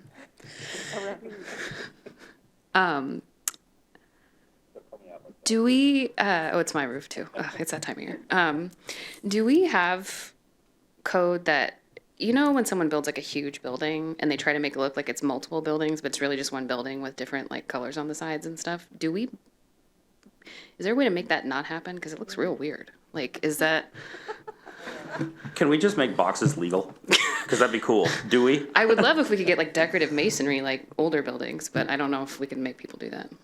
Yeah, there's a range of thought when it comes to how restrictive or not restrictive to be when it comes to building facade and building envelope regulations. And there's a very wide range of different types of regulations that might apply. I know in like City of Seattle, I can think of a single site that has such restrictive regulations for what the building can look like, so that when they go to ask for 3 different versions, it's like, well, how do I do that? So I think somewhere in the middle is a good happy medium. We mostly have specific urban design regulations downtown. Citywide, we have some building design regulations, but there's not that many. And then certainly in Canyon Park, that is also more of a hybrid code, has a bit more when it comes to like, what does a facade look like? How do we make it look like a shop front? Or how do we potentially break up a facade with modulation? So there is a lot of that downtown. That specific situation, I would have to think a bit more about what that would look like to try and curb that, I suppose. No, I want to weigh in on that, because every now and then you'll see a very large building with a paint scheme that you think, oh my word, what inspired that? And yeah, we don't want to turn the whole city into an HOA. However, it would be nice to see the aesthetic more encouraged in the planning. And I know a lot of recalling back to when seeing that code go into place, the idea was to try to think about environmental impact and what would encourage developers to come in. And I think as a consequence, we've got facades that could have been prettier. I've been through communities with new development and have said to whatever person happened to have the unfortunate opportunity of being in the car with me, where I've gone, look at that now. Why couldn't we have done that here in Bothell? So I echo that. A little more concern and care without being heavy-handed in our facade treatments. Am I tracking with what you're saying? Yeah, I think what I really, instead of saying, okay, your building is big, you have to make it look like it's really 3 buildings. Like, I would rather we say, okay, your building is big, you should have ground floor retail, right? Like, it would be such a loss if we did do taller buildings in like Lake Pleasant, for example, and we didn't get more retail and restaurant and services and stuff for people. So I would like to see us focus more on the practical requirements versus the, make it look smaller sort of thing. And ground floor retail on all sides of the building. I don't want to see any more like concrete, like flat sides of buildings where there could be retail.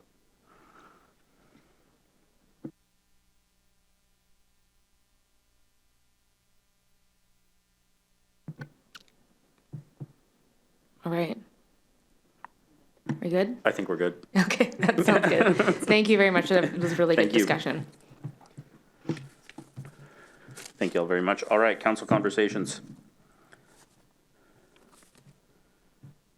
If you delay too much, I'm gonna like hand gavel this time. Oh, no. Okay, cool. wait. Okay. No. Okay, so I have a couple of things, and so I'll try to go quickly. We're coming up on Thanksgiving, and it came to me about things that I should be thankful for. So I don't want to make anybody feel uncomfortable, but I have things that I'm thankful for all of you guys. You guys want to hear it? And this is first impressions. Rami, It's the first time somebody ever said they're thankful for me. you bring a kindness and a thoughtfulness to the dais that I'm very thankful for. And then Mason, you keep everybody on their toes, and I appreciate that. Jenny, you are tenacious and you have a big heart. I appreciate that. Amanda, you have the ability to pivot with enthusiasm, and I really appreciate that. Ben, you are thorough and thoughtful. And then James, who's not here, he has a heart for fairness like nobody else that I've seen, and he has a sensible side.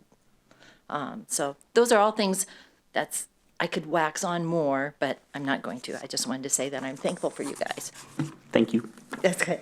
And so I have 2 heroes that I'm thankful for that I want to mention this week. One is I was driving Sunday morning. Anybody up before noon on Sunday morning knows that the rain was coming down in buckets. And who was down there at the cemetery yanking out blackberries? One Bothell and volunteers. And I thought, oh my goodness, you guys are my heroes out there in the rain. I'd be like, sorry, I'll come back and help you another day when the weather's good. But they were out there just soaked and happy. I mean, they were putting a good face on it. I'm sure they would have appreciated drier weather. And that's not the only place where they've lent labor to, but they got on my radar this weekend. And then another person that I want to identify as a hero, it's somebody who works for the city here. It's our parks lead maintenance worker Laurel Cyrus. The only time I ever bump into her is when I'm out, helping planting trees. And I had a chance to talk with her at Arbor Day, and found out a fun fact that she's been responsible for the city being Tree City USA. She's a certified arborist. There's a whole bunch of things that have to go into that to be that, but she really cares about our trees in Bothell and knows them well. And so she's one of my heroes. So that's it. Just want to say we're thankful for you too, Jean. I didn't make a list of, so I feel bad that I don't have a prepared remark, but thank you for approaching discussions openly and finding that sweet spot where we can all find a good spot, but also do good things.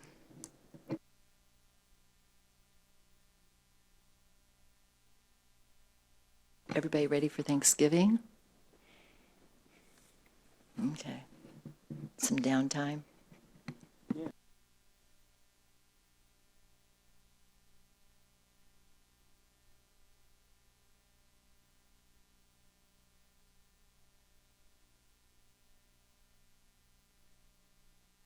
Happy Thanksgiving. Yes.